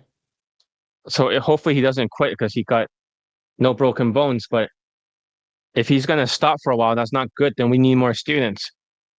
Let me show him a screenshot of the Latino behavior. I have it somewhere. Yeah, I have a screenshot with all 5 stages. Random things happen all the time. Let me show him the screenshot of Latino behavior. Read number 4 and number 5. If you're at that stage, you might actually quit and disappear, right? You want to spend more time with family, you want to do it less here. But just look at it. Most Latinos will quit 3 times, and at the 3rd time, they'll quit for good. You already quit in the past, like the 2nd time. The 1st time was after the Skype. I know it's not going to make any sense to you right now because you might be delusional, but like a cat that has 9 lives, you only have 1 left. Latino behavior. But yeah, one student fell down because he was drunk for night game. So fuck night game. Let's play one testimonial. We just go fast. Scrolling through all of them. This one. Double speed. He lives in Toronto now, but he's got laid with every ethnicity. Elite 60A, right? High income skills, but he's making $500,000 a year. So was it worth it investing in my coaching? These trainings have changed my life. But he knows exactly how Indian guys can succeed. If you are an Indian guy, I'm quite sure you are suffering in your dating life, right? Especially if you are an Indian guy in Western world. So John has a very specific formula for that. And I applied his formula and I got success. And I got a lot of success. I got placed under him and married recently. Guys, for example, Indian guys have a variable SMV. Like for example, if you're a white guy, you have 10 out of 10 based on your race. Yep. Right? If you consider your race, like there's something called as race status based on your race. So white guy 2 out of 10 points. That's husband material faction, right? So that's what he's talking about. Let me just make sure. Also, it's potentially possible that you're going through a meltdown. Look at stage number 3. What you're feeling right now emotionally is almost like a meltdown. So you're going to quit next, and then you're going to resurrect, but it's going to take a really long time. So you might actually hurt yourself in the long run because you're doing so well. Stupid, he fell down. Okay, let's continue. Now, guys, that's kind of the different place. And if that is, I started looking like, okay, Eastern guy. So my points based upon my race, they are now 6 out of 10. Right? Like my Eastern guy is 6 out of 10. Indian guy has 2 out of 10. He selected a race for me in such a way. Now I get 6 out of 10 points based on my race. So that's a magic. It's only wrong to this. So for every day, right? Because no matter how much you work hard, right? No matter how much books you read, how much courses you join, they're not going to work until and unless you increase your status. So Indian, you should join, he will increase your status. He will make you look like a different race and he will increase your points. For example, if you are very properly whitewashed, if you dress nicely, you can raise your, you will get 4 out of 10 points or maybe 5 out of 10 points, right? This is why I highly recommend John. His programs, Elite 60 and John Elite Access, they have changed my life. They have changed many lives. Before getting married, believe me or not, guys, I got laid with every race. White girl, Latina girl, Asian girl. I found a partner who I got married, basically. All right. Yeah, there's not a lot of views here. That's not good. I'm very disappointed, right? People don't seem to care, even though they're here. Maybe they got discouraged, too much student results, and I called them out. What was yesterday's topic? 5 mindsets and 4 traits of grit. Maybe I pissed off a lot of people. Who knows? But I'm just going to keep speaking, even if there's not a lot of people here. Most likely the second person is just another browser I turned on, unless it's not showing me the proper numbers. This guy was making $500,000 now, so he's not going to have the loser effect you guys have. That's the problem.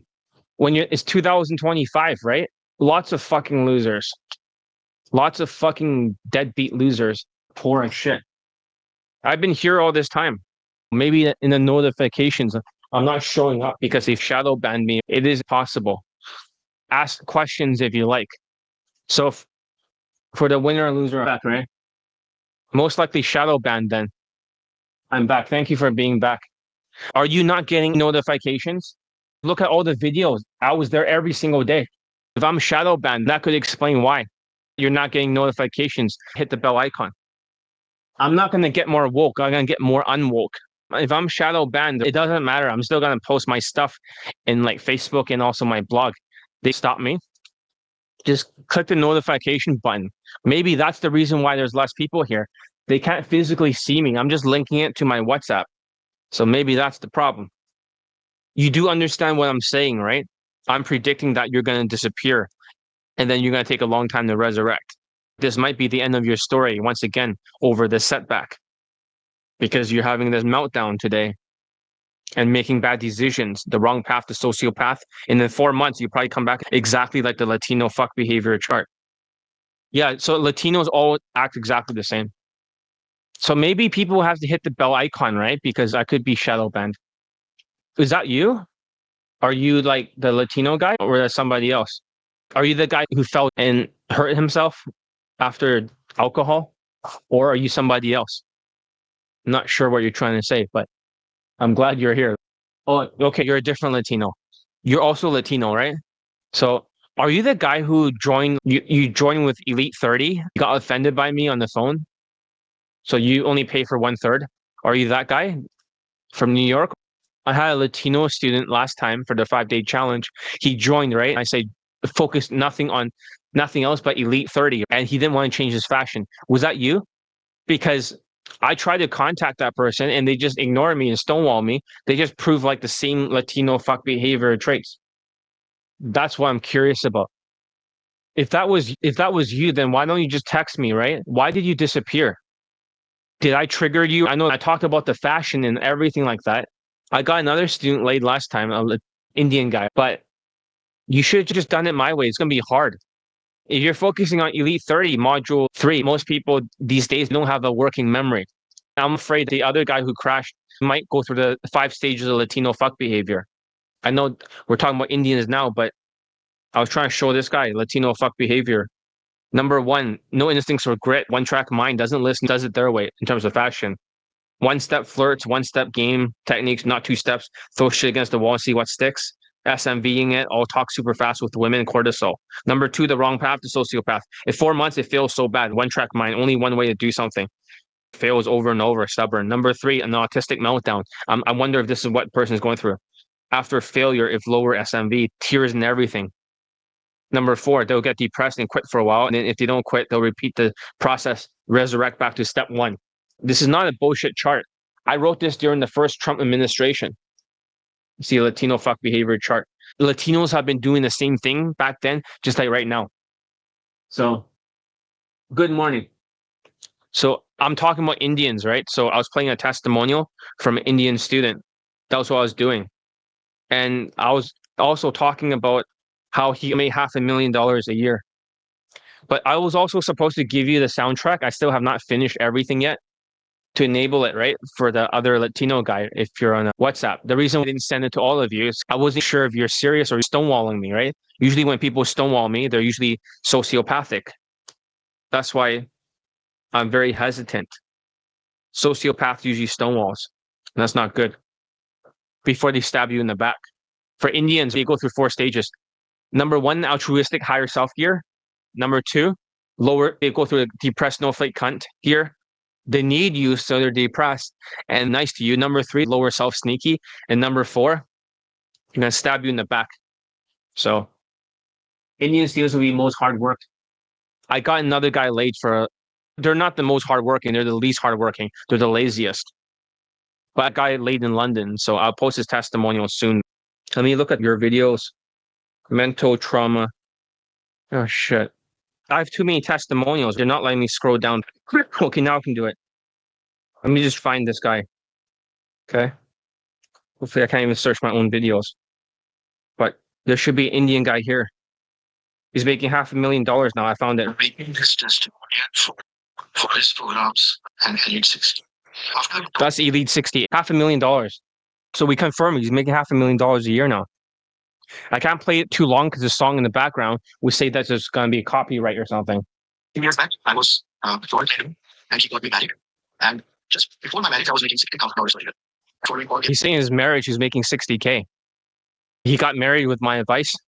60, and now I'm making $500,000. He's saying don't go the black pill. Right now, I don't know if I have a nice car, and my life is. He has $1 million home, nice car. But I'm finally out. But yeah, it is a huge fucking increase because I think the other time he was making 60,000, then 300,000, and $500,000. He'll pay off his house in 2 years. He bought a $1 million house in Toronto. But this was from my coaching before when I was teaching him how to make money and manifestation stuff. These stuff I don't teach other students. It's top secret. I keep it to myself. It was a huge jump in income and very rare. He's an engineer. See, lots of unsuccessful Indians. He's one of the rare exceptions.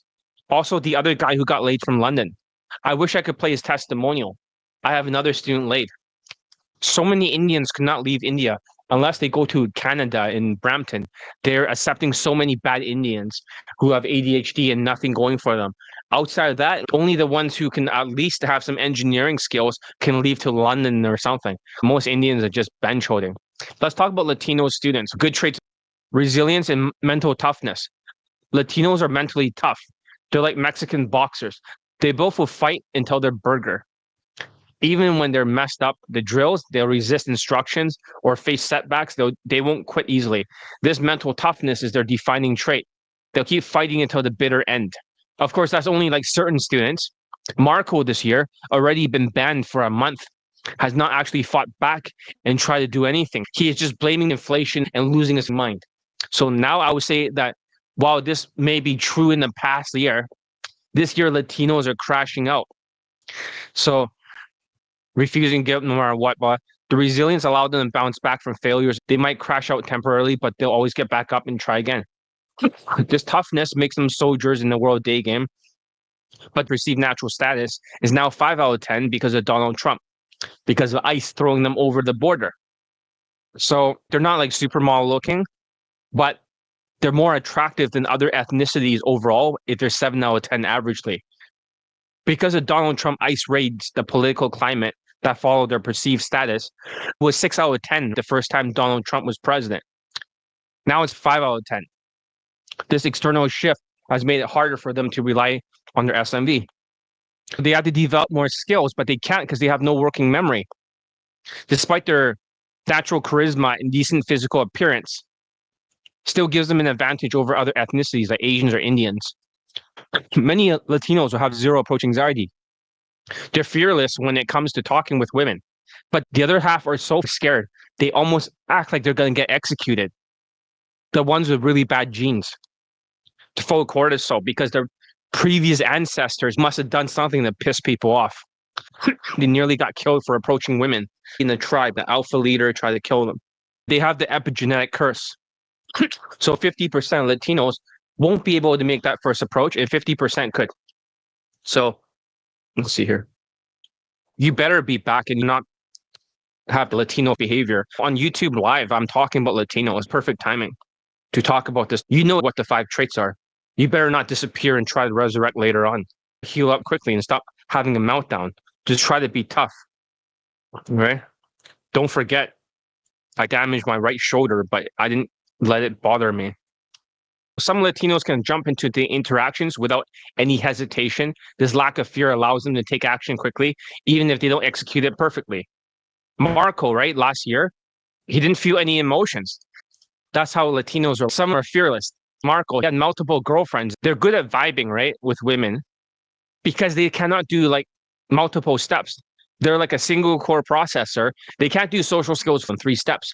If you had to tell a Latino student to start breathing in a certain number, right, seconds, they have to hold it for a certain amount of seconds and breathe out. And they have to tap the phone when recording it.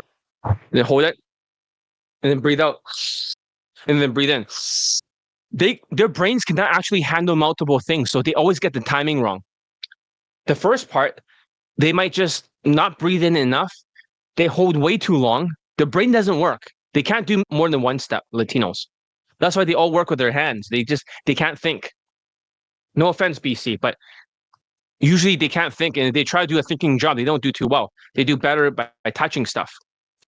Whether they're doing dentist stuff, even if they're half white, or they're, I don't know, doing magic tricks or lifting boxes or construction or something like that, or gardening shit, stuff like that. They have to touch something, usually. It's very rare for Latino not to physically touch something because their brain does not work. Their hands have to connect with their brain to do their job. So that's Latinos in general. They can't do the social skills flow drill with their Pentium 1 processor, Windows 95. They can rely on their SMV in the past, right? If they're 7 out of 10. Because they're so damaged in terms of doing the 3 steps. In the past, Latinos could just SMV it. They can just SMV it, and then eventually that's 7 points for the looks, and the 7 points for the race. That's 14 points already.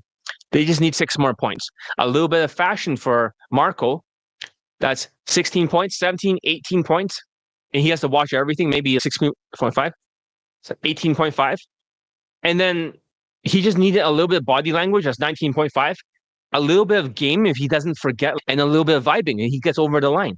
But now because Marco is doing this like a Latino mugshot, every single Latino, the bigger the frown, the bigger the crime. And when that happens, they don't have emotions. They have emotional blindness. They can't feel any emotions. For the Latinos, hey, what's up? So don't talk about any like Asian masculinity workout shit here, okay? But I'm glad that you guys are finally getting notification I'm here. So I'm talking about Latinos and their big, massive frown. They don't have emotions. They got hurt feelings. Always a big frown, all of them. Even this student who just because he went to night game, he had alcohol, right? A one-track mind. Rather than day game, he fell and hurt himself. It looks like a tiger scratched his face, big claw marks, but that's from the floor. No broken bones. So I just want to ask you a question. Do you plan on coming back faster knowing all these 5 traits? Or are you just going to let nature take care of itself? Okay. In grit, I'm talking about instincts. My mental filter says that if you delay it too much, you're just going to quit. And you could say you won't quit, but you will do it anyways. So one of the guys who's always on the YouTube live here, right? He fell. Sucks. Fuck, man. I just don't want to quit because one track mind. Oh, I'm going to take forever, right? And then the wrong path to sociopath takes 4 months. Then he'll have a meltdown. Now he's having a meltdown because it's very emotional after he fell. He went to the hospital. Then he'll quit and then he'll resurrect himself. But Latinos can only do that 3 times before they quit for good. Latinos are too stubborn to quit. That's why they come back 3 times. Come back faster. I'm in pain, but I have a week to recover. We'll see what happens. I always say we'll see, right? Even with Marco, right? When he didn't do his homework assignment, he only shows up 4 days and then he doesn't show up again. And I ban him for a month. I always say we'll see so I don't get gaslighted. Your actions will determine everything. You might need ice on some of these things, right? Maybe get some kind of like painkiller or something like that. There are some medicines you can rub over these areas too. So I think I would try to get the swelling down first. Were you directing that Asian masculinity comment? Just saying, if you bring up anything at Asian masculinity, like you do sometimes, I don't want you to do that here. I just want to have a normal conversation. But yeah, JP fell. He's injured. I see that. Maybe they give you some morphine for extreme levels of pain. Okay. As long as you do not tear any ligaments or tear any of like tendons or anything like that. So did you fall down the stairs or on the sidewalk? What's creating this massive impact? Let's see if he comes back in a month. Usually when Latinos say one thing, they'll do the opposite. But I really hope that he does come back. All right, let's continue. Latinos can get away with vibing, right? But they have a stubborn determination. Latinos are stubborn, but they can be a strength when channeled correctly. Their determination means they won't give up even when they're facing challenges or resist instructions. This stubbornness combined with their resilience allows them to keep moving forward, even if they're slow to adapt. Number 6, slow but steady adaptation. While Latinos are often slow to adapt, they'll eventually get there. They might resist feedback, argue about instructions, or half-ass their assignments, but when they keep going, once they finally adapt instructions, they'll almost get laid like in a guaranteed way before they crash out. The slow progress doesn't matter as long as they keep being consistent, even if it takes them longer to grasp the lessons because they can't do multiple steps. The resilience and determination ensures that they'll eventually see results. You get it, right? Overall. But the Latino behavior, they never change. It's almost every Latino, right? 100% of them goes through it. The 5 traits are one-track mind. They can only focus on one thing at a time, which makes multitasking impossible. And they have a one-track mind. It's only one way to do something. You can give them like all of the answers of 100 different things for Latinos. Every single time I give them a different answer, right? For every task. But they always say is that number 20 every time. It's the 20th one. That's the answer. Always the same one-track mind. They never change. Wrong path to sociopath. They're bad delusional behaviors and stubbornness, right? And delusions, it'll blow up in their face in 4 months. I had one student, got the cops kicking down his door, took his gun. And then after 4 months, he gets his girlfriend pregnant. I've seen crazy shit with Latinos. Then they'll have a meltdown, right? Latinos will have emotional meltdowns where they'll cry or rage quit. Even though they always come back, these meltdowns slow their progress. They'll temporarily quit. and then resurrect themselves. They reset, but they always have a half-assed execution. Latinos are notorious for half-assing their assignments. They can't do things perfectly, but halfway is better than nothing. Marco, for example, messed up every drill from body language to social skills, but he still got laid. He could vibe his SMV and eventually get laid as long as he followed the steps, as long as he's whitewashed in fashion, wearing the same clothing, he automatically gets laid. Most Latinos are lazy, like Marco. He's only shown up like 4 times and he disappears. Shows up 2 times and he disappears the next day. He can't do more than 4. They'll resist doing work and delay assignments. This lack of discipline makes it difficult to build momentum and achieve consistent results. I had a student sweating at Kaizen program for body language. He only sends me 4 videos, not 40. And then he has to say, I'll do it tomorrow. He's all full of sweat from cortisol. When I talk about the zombies and stuff like that, it's a huge wake-up call. And yeah, I won't listen. Whenever I don't listen to you, I fuck up, right? I won't disappear. It's me too. All right, then. Hopefully there is no concussion or traumatic brain injury. Just get some rest. That's right. The wrong path, the sociopath. In 4 months, it blows up in your face, whatever you choose. So listen to me and get all the information you can. Even if you cannot stand up, practice things with tonality or facial expressions. Do not lose momentum. Another Latino students. I'm willing to give you a better price, but if you want to pay the whole thing, that's perfectly fine. But it is a wonderful course, isn't it? What's the PayPal email? I'll let you decide. I wanted you to use the course. You choose the price. You already paid a certain amount. How much beyond that? You're the only one I'm going to make an exception to because I'm showing mercy. This is a Gen Z student who doesn't have a lot of money, but he's using elite tonality mastery. That's fine. I'll send you the invoice for the difference. Sometimes I show mercy to people. I give them elite 30. I'm not a bad person. I do care and I want them to. That's right. Then I'm going to send you an invoice for the difference. And that will be all you need to pay. As long as you're going to use it. Okay. You're going to have to go through it 6 times, right? Have you started your Google document? This is a Latino Gen Z student, probably 21 or 22, very young. I'm willing to help them all. It doesn't mean other people get the same treatment, but everyone gets like the way they treat it by their own merit. I just sent him an invoice. This is super useful, right? For him upgrading because another Indian guy got kicked out. He didn't want to take it and it's going to help him because he's no facial expressions, right? And this student also has alexithymia, right? Emotional blindness. That's why I think it's really important that he takes action, right? Financing, fleet, tonality, mastery, upgrade, right? Finished, you have 2, right? You should see the invoice right now, but it's all taken care of, right? I'll check your Google document afterwards. I'm done with the 5-day challenge for today. Remember, if people don't have a working memory this time, right? This year, I hope that every time you go through it, even if you have to go double speed the second time, it's going to force it into your brain. All right. That's good. He upgraded. All right. Let's continue. So basically, for Latinos, some of them have extreme levels of approach anxiety, right? It's epigenetics. So what's epigenetics? It means it's almost like, you know how Jewish people have anxiety and PTSD because of the Holocaust? You can turn on some bad genes permanently. Get onto your assignment right now and make sure you watch it so many times that you're able to perform all this stuff out there, right? When you're also, I'm going to remove your ban, right? If you want to send me your infield right now, go right ahead. He got banned, right? Like a lot of students, but his ban is gone now. Supposed to be until end of May 23rd. Now let's remove this one. I'll check it out later. I don't want to play it out there. I bet she flaked, right? So he's very incongruent, but you can learn from this. Some have really bad approach anxiety. I had this guy from Brazil who just acts like he's going to be executed, but he's good looking, but he just acts like he's going to get executed. And they have financial instability.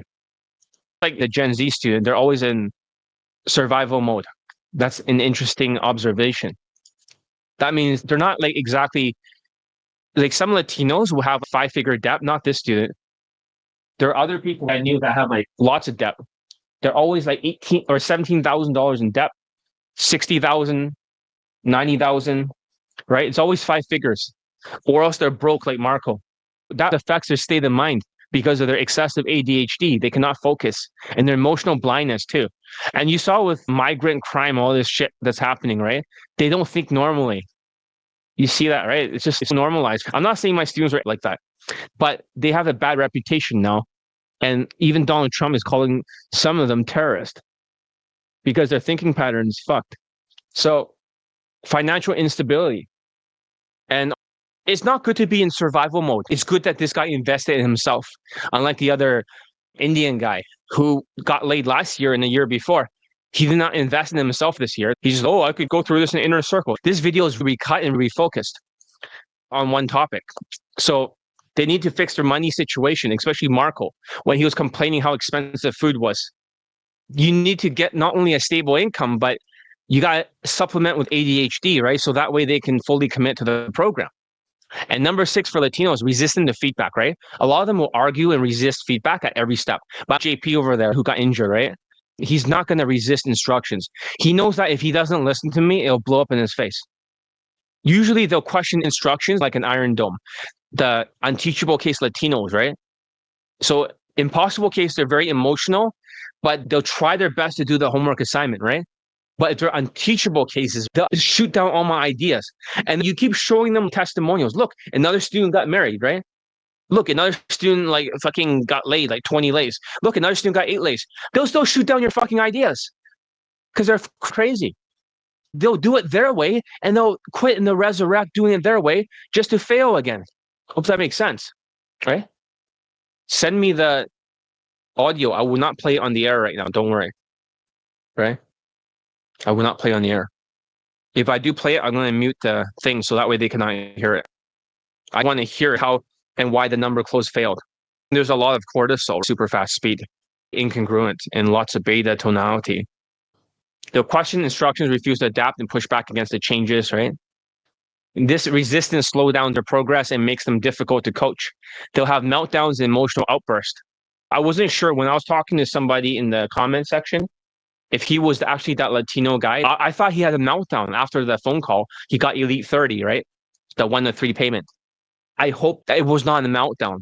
Even Marco, they'll have a meltdown. It don't make any sense. You're like talking to a zombie. Latinos don't feel emotions because of alexithymia. One of the worst students of the year was half Latino, half white. He didn't last a week. He already crashed out. It didn't last long. It was ridiculous. He shot down all the ideas, not long-term intensity. As soon as you find it, send it to me. You sound sick, John. Feel better. No, I'm holding my pee. That's why I sound sick. I got to pee right now. If I stop and I don't get through the Latino section, I'm going to regret it.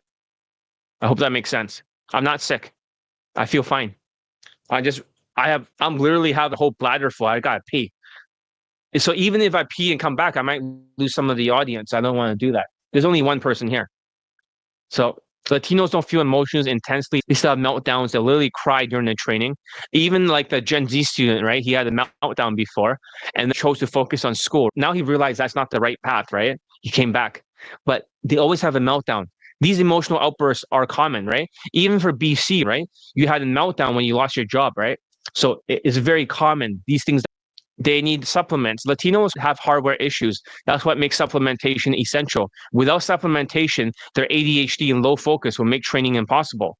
Without L-theanine, which is talked about in the first 5-day challenge, they sound better when they take L-theanine or something for their depression. They say, I don't have a depression. I don't sound angry. They sound very angry. All right, hopefully I sound more normal right now. I finally peed. That was very bad.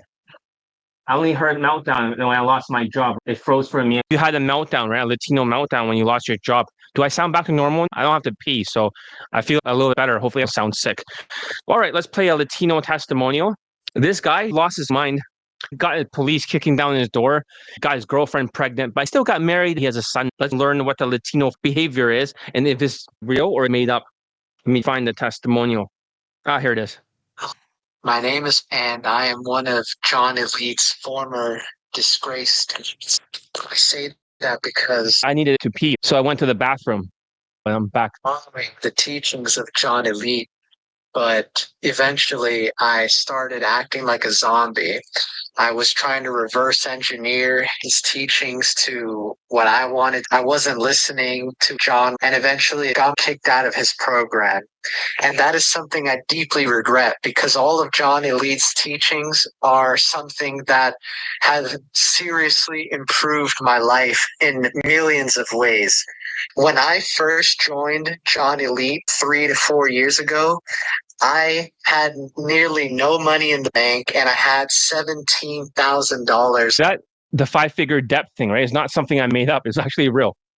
debt. $5,000 was student loans and $11,000 was credit card debt.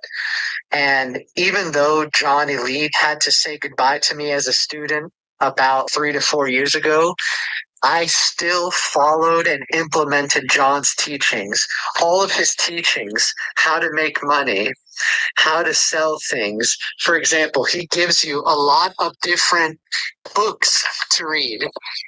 These are some of those books. The Secret series, he gave me those books.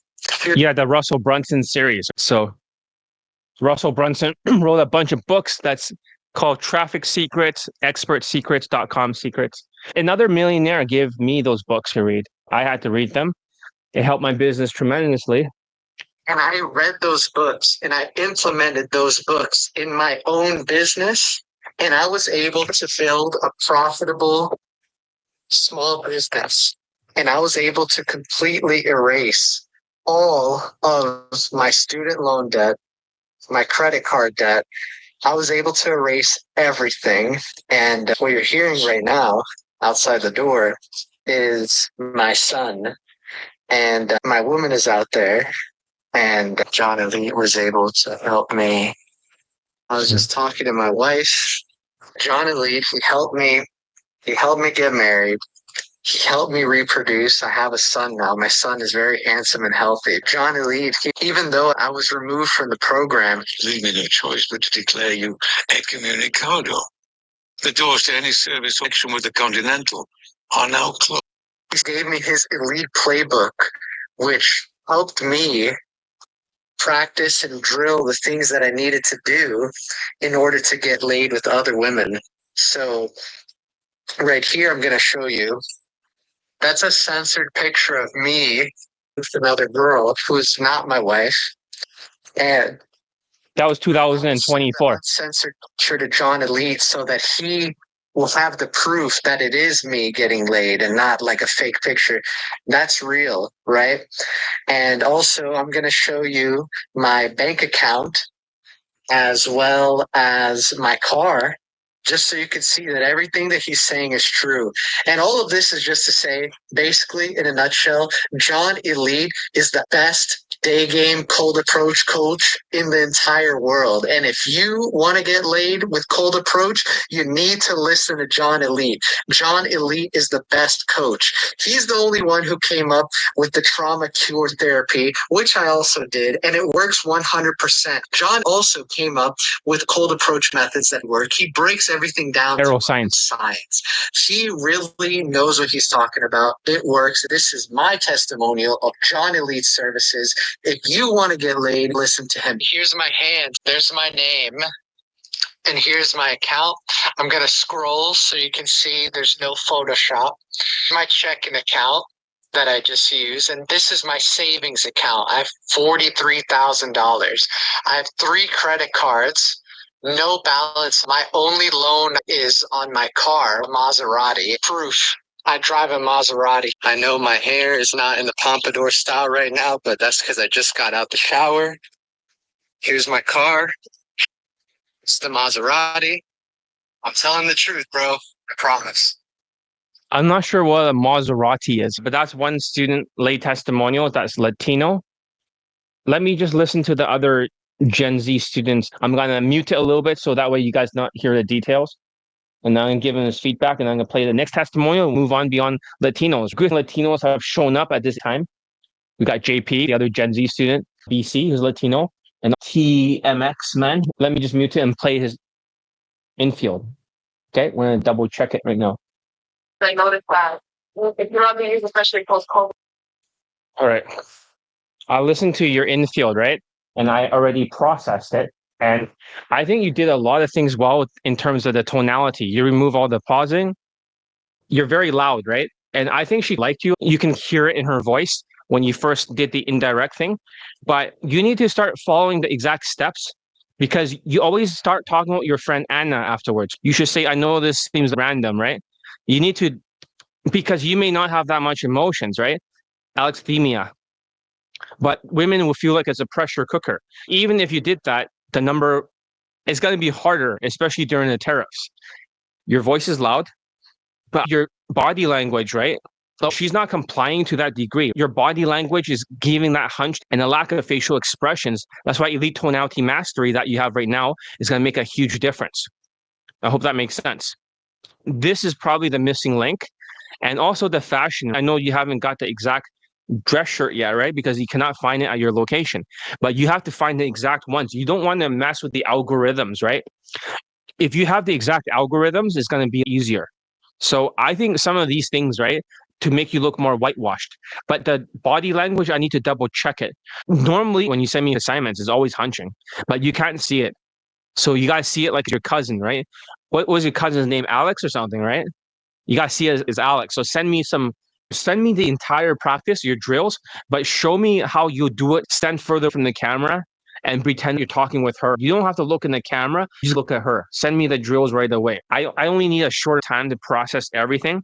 I can point things out without you taking a boot camp, right? And I don't need to spend the entire hour listening to your whole infield. I know exactly what your issues are. The way you stand affects your tonality and your facial expressions, which I can get a sense from the vibe and how it bounces off of her. So all these things I can definitely tell, right? Let's play one more. We'll play Marco's testimonials, okay? After we play Marco's, we're gonna move on. He has a lot of late testimonials. There's one I haven't posted yet, but we'll just play quick. Daygame, another system break recently. August 7th, 2024. Marco, he's banned for a month, right? That guy's a complete zombie now. He's rotting out because of money problems. An instant hangout rather than eventually I made up with her within a day. As you can see here, this spot is perfect. I had to pay for it next to the street. You can see the street right there. I only just walk in 5 seconds. And there's the advantage. I had to pay for the spot close to the tourist area. And 2024, I know it's been hard for some of the players, but you can do it. But you have to have the right structure. With Mr. John, he's the best. He got me in shape, and I'm nice in shape. You can see my jawline. He's the best. Even though I need to keep training, I have a great rotation. That's it for now, guys. So we'll play the next one in line. This is 2023. You can see the evolution, right? I always introduce new things. So in 2023, I introduced the aero science. He calls it aero theory. Every few years, I introduce new things. So when the pandemic's harder, the inflation's harder, or the tariff, right? It always updates. The system doesn't stay the same. The second time, all this white girl again, went hard and close. It works.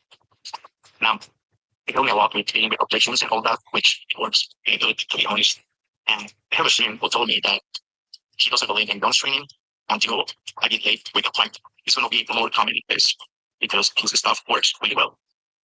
John helped me a lot with my image, physical changes, and skincare with a method. And I've been happy for my results. I usually get the older girls, I get more white girls. John is the only one that can help me with his stuff in his trainings. I believe in happy for the results. And thank you, John, for everything. So now, guys, listen to John for 2023 because everything has changed. It's not the same. Believe. Okay, here's some lay pics and stuff. Okay, that's 2022, right? Let's play it now. This is 2022. The hybrid opener. Everything changes every year. I just want to talk about the inner circle and all of the information on the inner circle. You will call me a lot because that's how I make my fun money. And after a while, there was some sex routines. She became my girlfriend. And it's a really powerful video to learn because also the exercises weight. I used to be fat and I used to have a double chin. And as you can see, my jawline and I lost the double chin. And John has a method to burn the fat on his area. Nobody knows it's a secret. It's early access. But yeah, so far there's a lot of information. Okay, guys. See you soon. Okay, more lay pics and stuff. Here's another testimonial. After training John, for some time now. This is probably 2021 or 2020. John was able to help me out before and after COVID, and it's not easy to adapt. But John can help you out with that. For John, it's not impossible because he knows what to do and he knows how to fill out.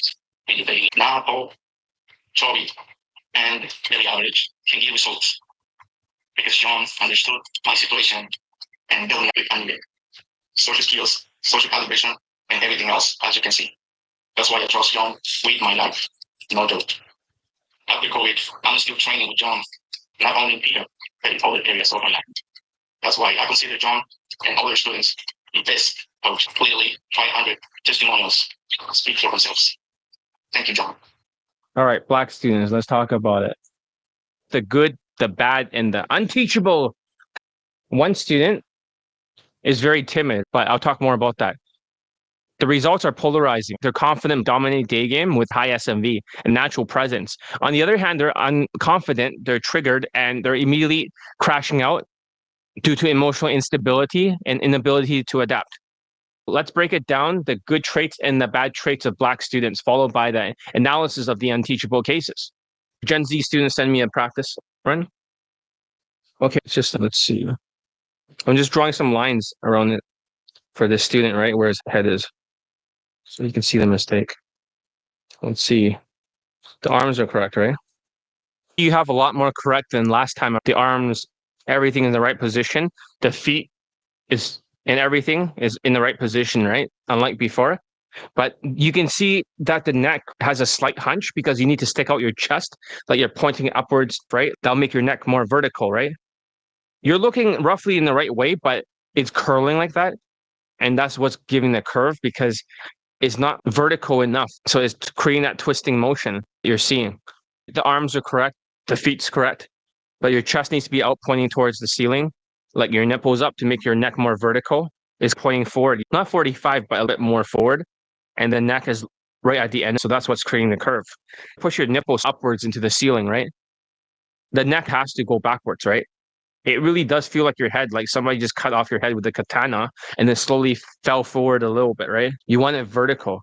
If you put like a giant skewer or big stick from the ceiling to the ground, your neck and everything should align with it. The way you turn is fine. Just fix that first. See if you can do it. All right. So still here for a bit. Thank you. It wasn't counting the other ones. Now it says 0, right? But you're still here. So maybe the count is not accurate. If this is 0, but you're still here, how is that possible? They're probably not giving me the right count. They're not giving me the right number. There might be more people here. I just cannot see it. I wonder if my cell phone will actually show how many people is here. Good traits of Black students, right? Confidence, they have high SMV, perceived natural status. The best Black students are confident. Confidence is their most important traits because it allows them to break stereotypes and dominate social interactions. Without confidence, even physically attractive, confident Black students typically have a V-shaped body. They're above 6 foot tall, and they maintain a whitewash appearance for their fashion, their hair, everything. This combination gives them an 8 out of 10 perceived natural status, especially with white women because they're pre-selected having that confident Black man with a white girl. Even if they're skinny fat, their protector status and physical presence makes them attractive. Students who adopt whitewash fashion, right? Faded haircuts, clean shaven, trim beards, and stylish clothing amplify their SMV by transitioning from the Negro fashion, afros, long beards, and baggy, to a whitewash appearance. They eliminate xenophobia and increase their chances of success. Number 2, they steamroll through the obstacles if they're confident. Confident Blacks, the sociopathic types, often are emotionally detached, which allows them to steamroll over challenges without overthinking. They don't let emotions get in the way of their progress. This trait is similar to Chinese students who execute drills with precision. One Black student with over 100 lays attributed his success to following my system. Even though he only learned 15%, of his focus on results made him one of the most successful students. Number 3, they have a high believability index and depth. When confident Blacks believe in themselves, they exude believability and depth that resonates with women. This confidence comes from their past success and ability to SMV it effectively. Even if they get stuck during tough times, they'll bounce back quickly with my guidance. Kaizen 30-day challenges, right? like Elite 30. Black students excel in Kaizen or 30-day challenges such as Elite 30. These programs allow them to focus on consistent practice, which leads them to massive results. Some of my Black students have racked up huge lay counts and multiple girlfriends. By sticking to the drills, Black students have a massive tactical advantage in Daygame. Their confidence combined with their physical presence and whitewash appearance creates a positive stereotype that women find irresistible. Even Latinos or Indians who looks Black can benefit from this advantage if they adopt the same traits. Next, resilience and results. Once confident Blacks adopt the social calibrations and instincts through the program, they'll achieve results quickly. Even if they mess up the drills or half-ass their assignments, the resilience ensure that they'll get laid eventually. Okay, so what are the bad traits about Black students? They get triggered, right? Emotional instability. Some have high egos and low self-esteem. Not all, but some are really triggered to the maximum.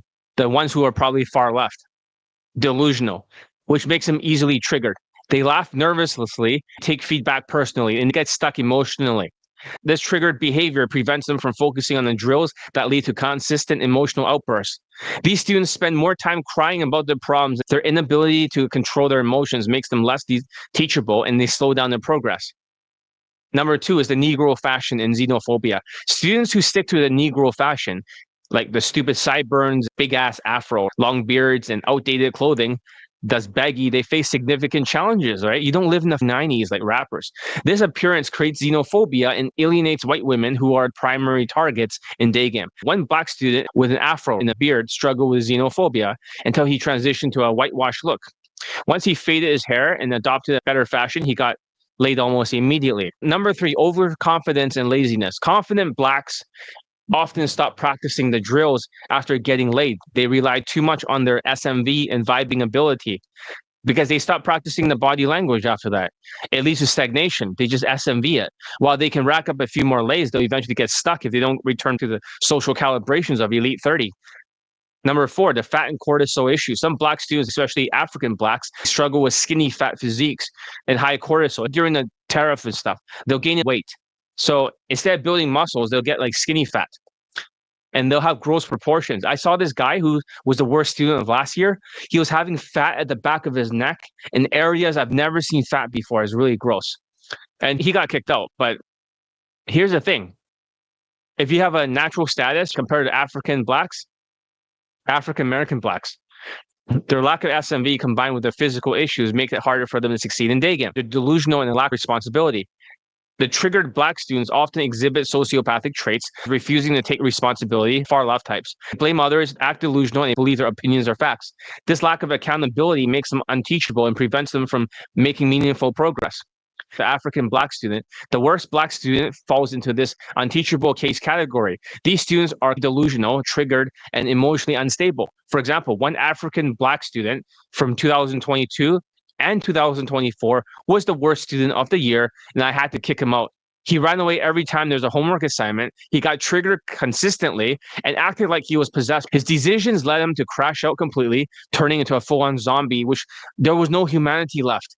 He became very sociopathic, and every decision was horrible. So his proportions were gross, cortisol level high, no signs of improvement, no memory, does the minimum. He doesn't take responsibility, he doesn't feel guilt. Unteachable case.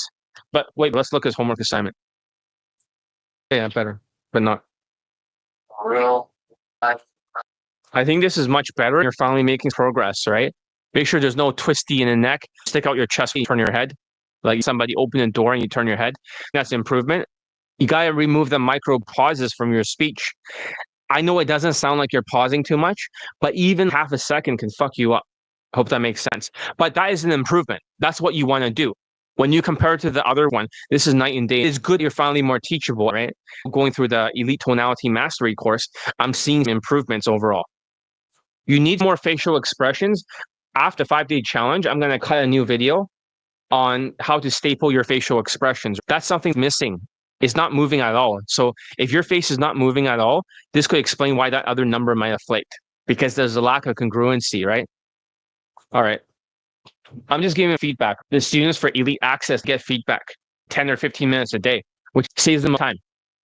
The good Black students dominate Daygame with confidence, high SMV, and resilience, steamrolling through obstacles and achieving results. However, the bad Black students struggle with emotional instability, delusions, or massive approach anxiety. That is what I see in 2025. The key to success for Black students is confidence and consistent practice. Let's play a testimonial from a Black student. I'll just type Black and see if that shows up. Okay. I'll go faster.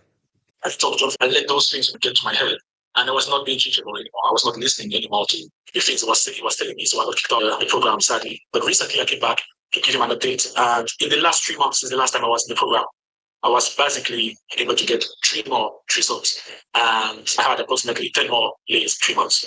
I wanted to point out on the things that really make Johnny Lynn different as a coach. Because it's been gaming for such a long time. I don't consider myself a beginner anymore, but John is already light years ahead of most people in the community. You have to take him seriously. He's a genius when it comes to dating. John is so good that he now allows me to close on the first date almost every time. Spend less money, keep girls around 3-4 girlfriends at the same time. We don't mind sharing me, and basically just being able to have 3 subs pretty much regularly at this point. I would say that also what's really interesting to me is that you don't need a bootcamp to improve when you use Johnny system, because if you just get access, it's way better than the bootcamp, and it's way Now, if you cannot just get elite access, you have to upgrade to elite bundle resurrections. But back then, he just upgraded to elite access. That's what he could afford, and then it's worth it. day by day. Just like that when it comes to coaching. Those guys, let me tell you guys, I have a lot of experience in this community, and those guys who are proposing bootcamps and stuff like that. Those guys basically are just trying to sell you a dream. They're trying to make money from you, because a bootcamp will not do anything you want. 3 days is just not enough. Make a long-lasting change. And that's what I wanted to say. Also, you have so many guys who are going for coaches that are not really of the same stereotype as them. If you are a short or an Asian or a Black, you have no business learning from a tall white guy, because those guys are just vibing it, using the value to kind of just vibing it. With the joining system, the joining gaming style, you have to rely on massive value, really. And you have to know the subtleties of when to talk to the girl, why are you talking to the girl, when can you escalate, when can you actually pull, and how to overcome obstacles, how to see the pull, how to sexualize. That's very important. And those are things that are Neuroscience. at this point, more than 60 years with John. Great emerging. Yeah, that's 60 at that point, but now it's like more than 100. So I have a screenshot of it. Maybe I'll mix it with this one. That's good. After more than 18 years in this community learning game, if you don't take the coaching job, you pretty much get full at this point, because there's no question it's the best. It's a no-brainer. And to me, any 30 at the price is cheap. Access is extremely cheap. To have access to in every split, access to his brain and his way of thinking. Because it's a genius at this thing. So guys, if you have the opportunity, go and train with John. It's a no-brainer, really. And really, what I wanted to say as well, it goes beyond the pickup, because I was stuck with my family who is narcissistic, right? My parents are very narcissistic. And I had to basically let John really punch me out of my sleeping state and stress myself up for them and being able to become financially independent still. Good. So thanks to John, I was able to become financially independent for my family and make some distance from them. So it really goes beyond pickup. It's going to teach you the mindset of people who make money. It's going to teach you the mindset of people who are getting girls. Okay. I think there's another testimonial somewhere, but you got the point. Even up to that point, you still learn quite a lot. So there are other Black students.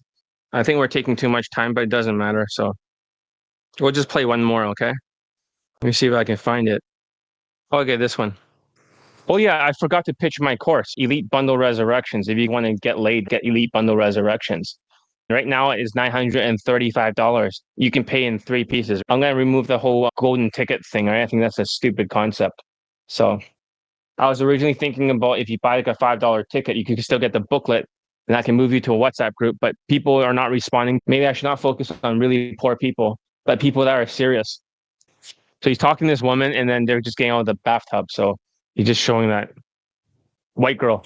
Research numbers. And hung out maybe once or twice. I hit her up one day saying, wait, out, and she was giving me all these crazy notes. I really had no idea what to say. So that's when I texted you through the John Lead access and screenshot. And from those few screenshots, you know exactly what to say. Actually, I created the Elite access because of this student, right?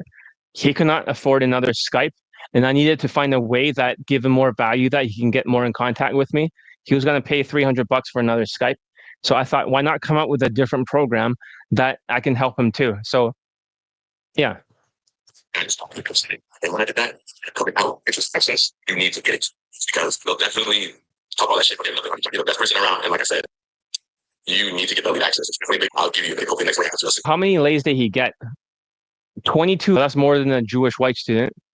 He has 2 girlfriends and also 2 fuck buddies from the coaching. Was it worth it? So that's just another black student. Let's move on to Middle Eastern students. The good, the bad, and how fucking crazy they are. Okay, so Middle Eastern students bring a unique dynamics to day game training. While they're often facing societal stereotypes and challenges, their high SMV sexual market value, dominant personalities, and relentless dedication to mastering the system makes them incredibly effective when trained properly. So here's a breakdown. They have high SMV, 7 out of 10 or something, and dominant personalities for some.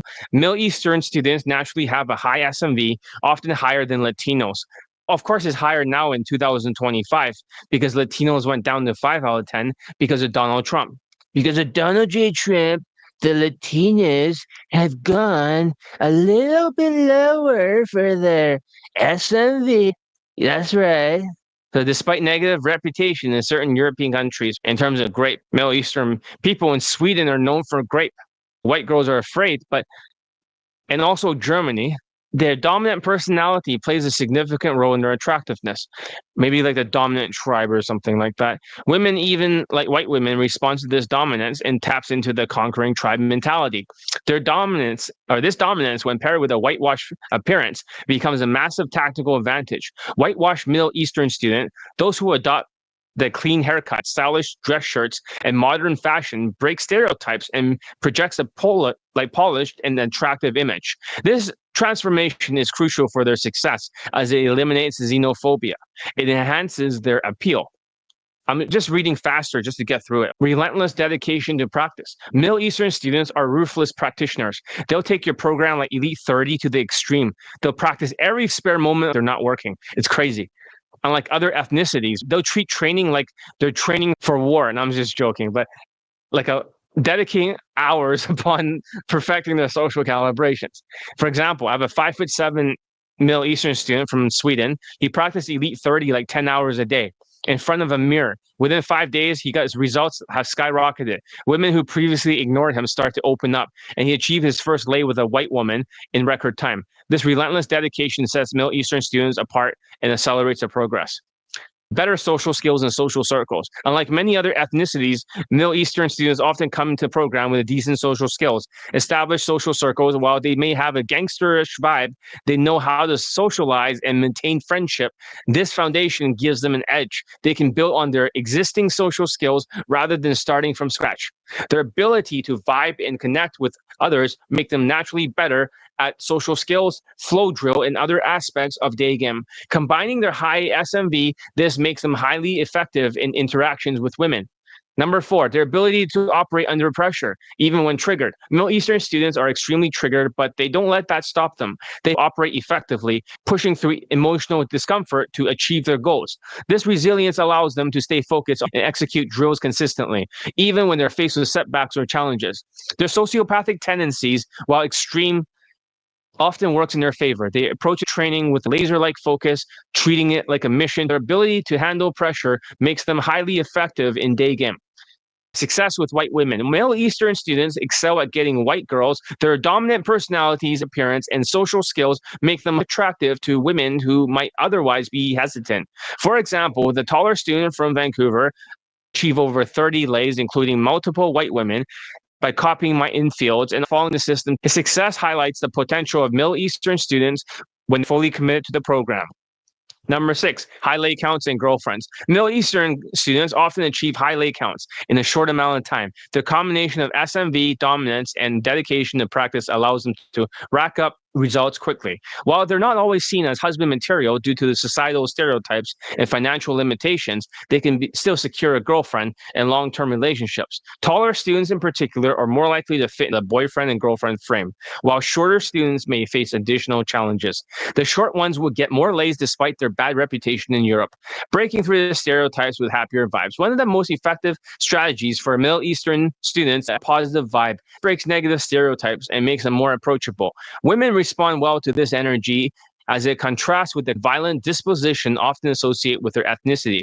Combining a happier vibe and natural dominance, Middle Eastern students can significantly enhance their results with proper training. Middle Eastern students often achieve results quickly. Their high SMV combined with their ability to practice relentlessly allows them to see changes within days, weeks. For example, the Swedish student transformed his interaction with women in just 5 days of practicing Elite 30. This rapid progress is a testament to those dedicated and willing to follow instructions. With the right guidance, they can achieve consistent success in Daygame.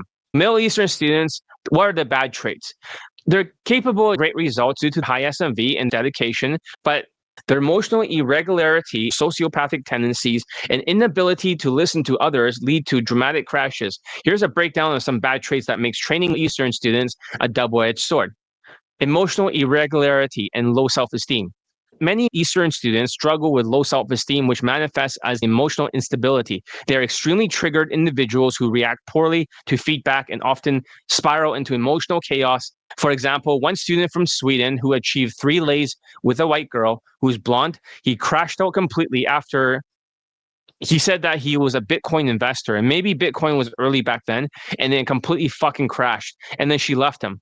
And now he thinks that money is everything. He completely crashed out. He abandoned the training, he didn't make the video testimonials, and he obsessed over making money as a solution. He also 18-year-old student in the Swedish army, right? That guy who had to go back and then got drafted. So he contacted him. So the emotional irregularity often makes them unreliable. They can be highly motivated one moment and completely disengage. There was one guy who was like getting elite Daygame first steps. He also got elite 30, right? And I said he should use my workout plan. I'm not big, but my students are huge.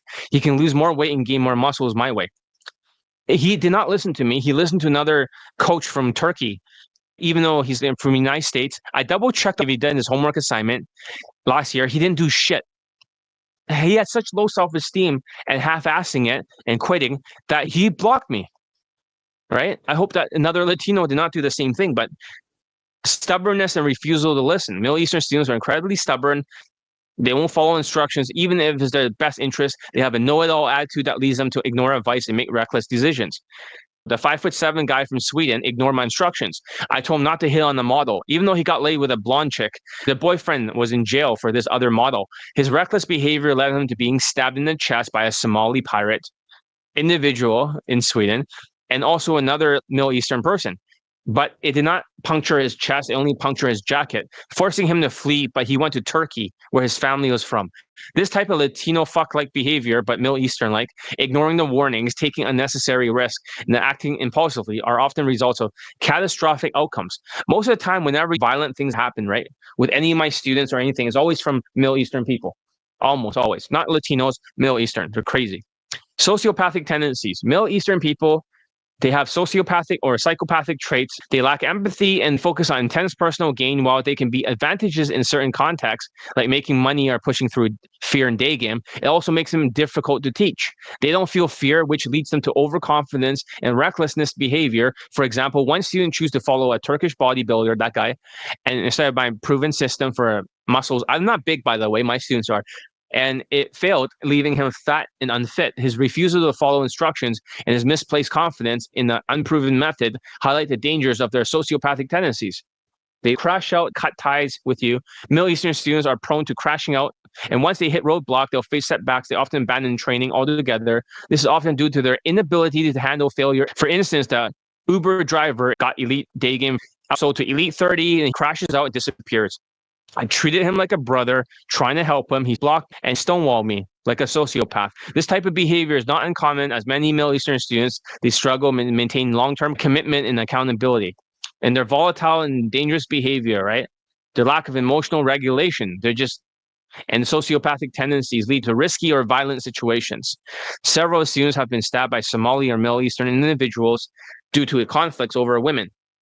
So one student was stabbed multiple times in Sweden, but luckily escaped with only his jacket punctured, as I said. This volatility makes it crucial to exercise caution when dealing with Middle Eastern students in environments where cultural tensions run high. And their focus on money is a problem. They half-assing and following the wrong path. The Middle Eastern students, they'll do the wrong things eventually, right? They'll fail because of low self-esteem. They'll get there eventually and mentally crash. And also there's xenophobia, especially in Europe. Middle Eastern students are often faced with social cultural challenges such as xenophobia, and the dominant personalities can help them overcome these barriers if they're whitewashed. If they don't change their fashion, there'll just be a negative stereotype. Middle Eastern students are crazy. Let's just play a testimonial of a Middle Eastern person. Let me just pick one. There's two of them, right? When I change it to robotic voice, you might not hear it well. I'll have to tell you what it says, but let's just pick the one that's not censored. Should be one here somewhere. But this guy got a model girlfriend in Vancouver. Where is he? Too many video testimonials. Scroll down, right? I shouldn't skip it. I should do it. I'll play the other one first, the 5'7" guy. Practice 10 hours a day. And if you cannot hear it, if it muffles the voice, I'll just read it for you. He says he's a Middle Eastern guy in Europe. Okay, here's his lay pics, right? They're well censored, but you can see it. There's a blonde chick here, but there's all censors. It's fine. You can't see anything. But so he says he went to Todd Valentine courses. He also went to tall self-proclaimed high leg count guy. Did not work. He says on the forum he was looking for a new coach, and some people were talking about me. So he was very skeptical in the beginning. He talked with me, right? He gave me a chance. So he bought Elite 30 coaching. It's just a picture of her in the bed, so that should be fine to post over here. Not anything bad, but the blonde. Hopefully you can see it, but don't worry, it's censored. So he says I'm the best dating coach out there. This is not if you get the results, but when you get the results. He says he spent 6 years and got 0 results. Probably meant all these PUA shit. He says I'm quite tough, do exactly whatever I say. Because I want you to take action, get stuff done. I want you to succeed. And I'm the best coach out there. He says he's 5'7". He says RSD and tall self-proclaimed high leg count guy courses, and he didn't get results in 6 years.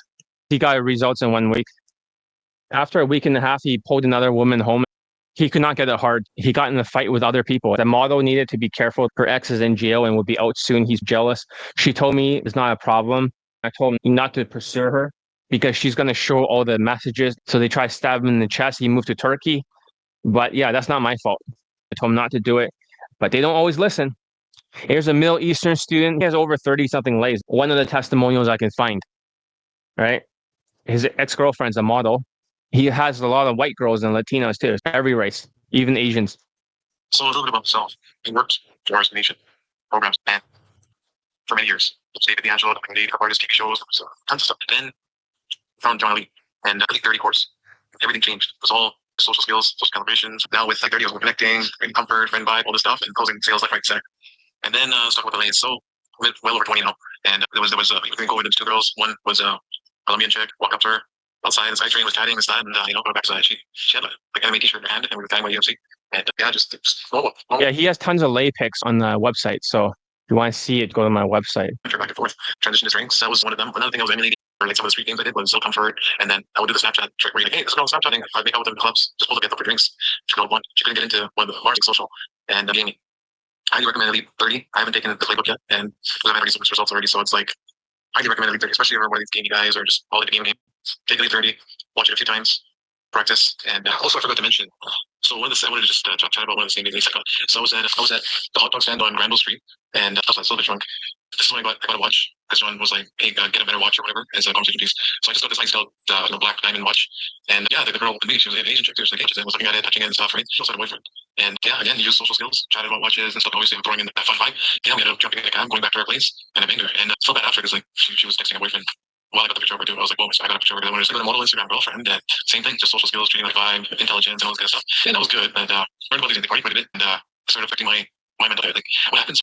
You're not in scarcity mindset anymore. You start to develop your own profile of who you want, what you like and dislike in a person. Now you have the skills to go and pick and choose. Go out there and get to know someone and say, this is a shitty person. So those are cheaters and all that stuff. Or the boyfriend's experience is good to have. To, you go out there and these experiences with the skill sets you learn from the 30, you now become a person of choice. Who you want, what kind of person you want. He got over 20 lays in that testimonial. Unfortunately, he went back to RSD, lost his mind, gained weight, and crashed out. A typical story, right? He made a lot of money with my coaching. He had $100,000 he showed on his bed on all $100 bills for Canada. Anyways, let's talk about white students. White students, both European and American, have incredible potential in Daygame due to their natural SMV, decent social skills, and ability to adapt when motivated. However, they require proper training to unlock their full potential, especially for same day when trained properly. But they often rely on outdated methods like the mystery method. So they always do phone number closes. They never go for same day lays. They don't even think it's possible. It's like the 4-minute mile. They believe that for same day lays, that's not for them. So they try to use their SMV. They're lazy as fuck. White people. With my training with Elite 30 and Elite Access, teaches them to calibrate their social skills and execute same-day lays effectively. And you can get that for Elite Bundle Resurrections. The 5'7" students in the United States, this student was a prime example of how white students can dominate with proper training. He was 5'7", not using heel lifts. He still got multiple same-day lays with stunning, high-quality women. He pulled them effortlessly within less than 6 approaches. He even had a video of women in the bathtub afterwards as proof. His success highlights the importance of social calibrations and proper execution. A European student from London achieved 10. His ability to calibrate his social skills and leverage his tonality made him one of the most successful students. When students focus on social calibrations first, they unlock their ability to achieve same-day lays. While they already have a decent social skills, not really, but they need to refine their nonverbal communications first and emotional control for elite tonality mastery. And then high SMV with whitewash tonality, white students benefit from high perceived status. They're in the top compared to other ethnicities. Their looks, their height, their status gives them a natural edge, especially in countries where white men are perceived to be exotic or dominant. Additionally, most white students already have whitewash tonality, meaning they don't need to learn it from scratch. Their tonality is naturally calibrated to sound like whitewashed because they're white. And it makes their interactions smoother. This gives them a head start compared to other ethnicities who needs to work on tonality adjustments. Next, a ruthless efficiency, right?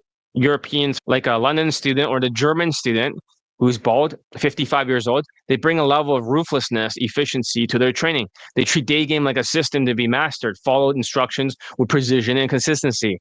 The German student in his 50s achieved massive success by following Elite 30 and Daygame principles with ruthless focus. He pulled women that are 21 to 25 years old, 21, all in one approach. Even a Megan Fox looking woman, I just showed it to the other students and they see it. They show it earlier or younger picture of her, like 15 years ago. His ability to execute without hesitation made him one of the most lethal students. This efficiency combined with their natural SMV makes white Europeans or white Americans completely lethal when it comes to Daygame. But they don't do same-day lays because they're scared of it. Minorities can do it.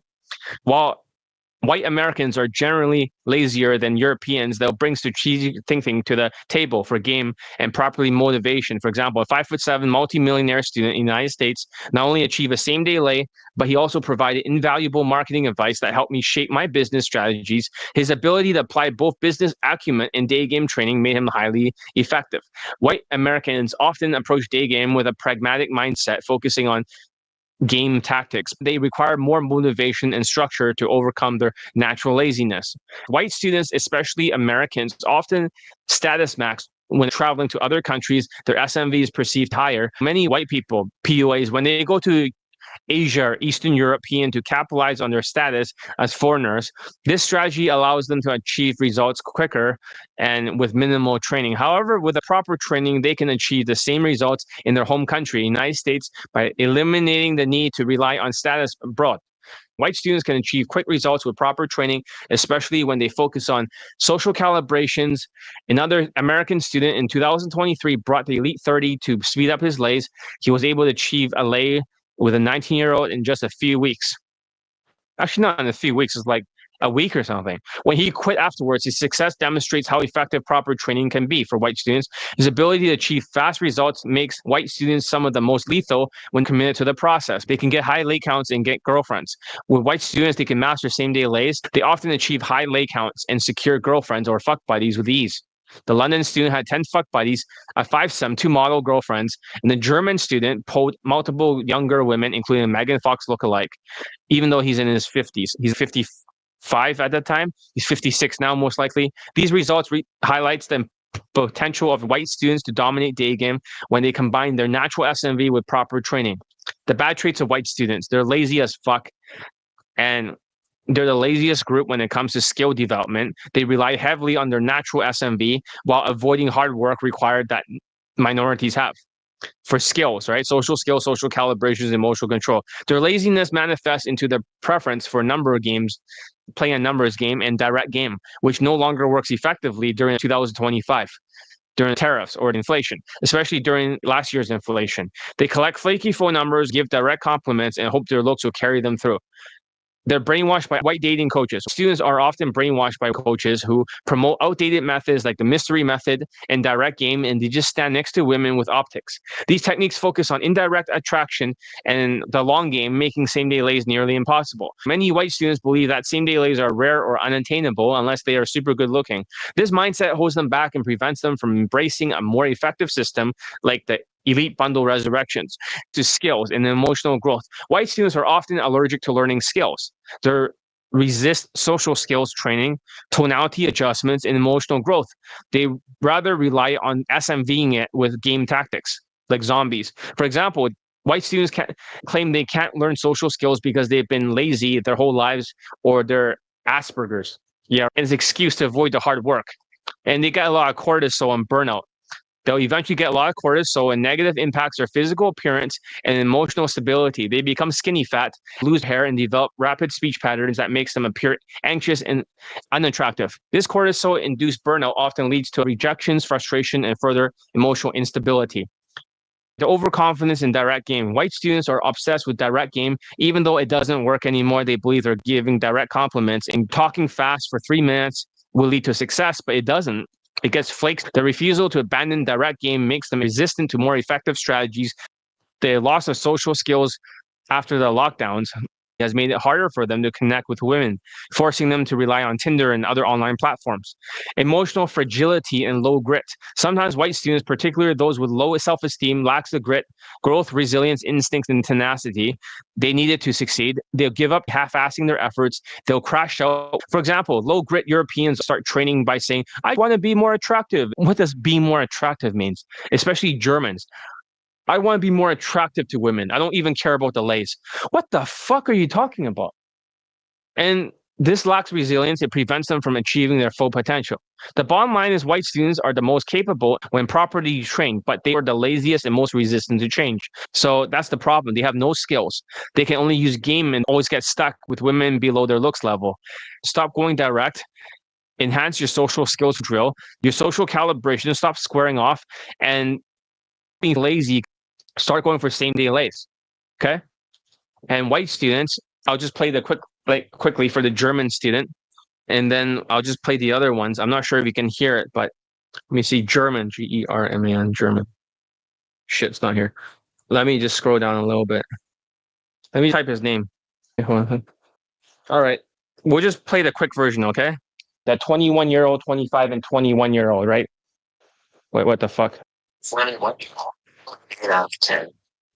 We got it. As she was hard and she was demanding to get it harder and harder. She gave me a blowjob. It shorted me. One job.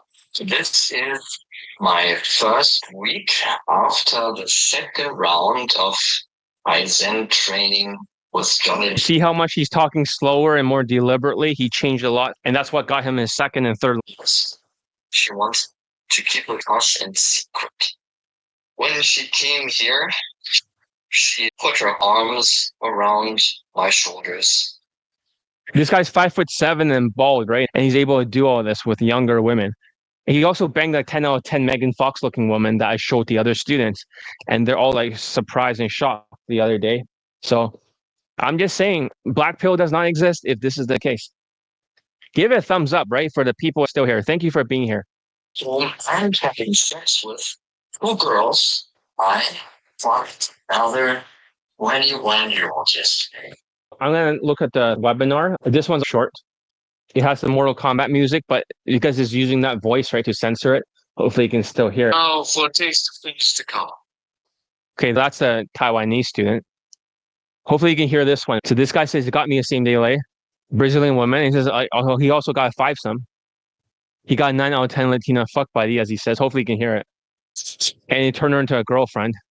You can see some pictures here. They're censored. How did that happen? Maybe I press another video. The Kaizen way to build social skills and social column. Yeah, over here. It's all censored. Hopefully you can see it. But they all wear the same clothing, so you can't really see it. That's a model, another student. So he also banged the model's sister, right? They're both blondes. He says after 10 fuck buddies, he also banged the fuck buddy sister. That's a white person. He accidentally fucked her. But these are just clips, right? If I played the whole thing, you can't always hear it with that robot voice, but he had a good reason to do that. Maybe he dealt with crazy Middle Eastern people before. But anyways, as I was saying, that's white people. Let's talk about the Jewish students, Jewish or Jewish white. Jewish students, including those who are half Jewish, bring a unique set of strengths to Daygame training. They have a resilient mindset, high intelligence, and ruthless determination that sets them apart from other ethnicities. Their strengths often come with corresponding weaknesses, making them fascinating to coach. Let's break this down. They have a resilient mindset, like the IDF. One of my students was a IDF soldier, actually. So they feel the fear and do it anyways. One guy was a lot of fear, but he still fucking does it because he was in the IDF, right? So they may feel the fear as much as some of the Latinos, half the Latinos are like that, super fears. But this time they'll push through it. They don't give a fuck. The resilience is unmatched. They can get knocked down repeatedly and still get back up. This ability to charge forward as a Jew, despite the setbacks, make them highly effective in Daygame, especially when combined with proper training. Same day lay capabilities. Jews can actually same day lay more than white people. Their ability to execute the same day lay is one of their strongest traits. Even if that guy's half Jewish, he can do it.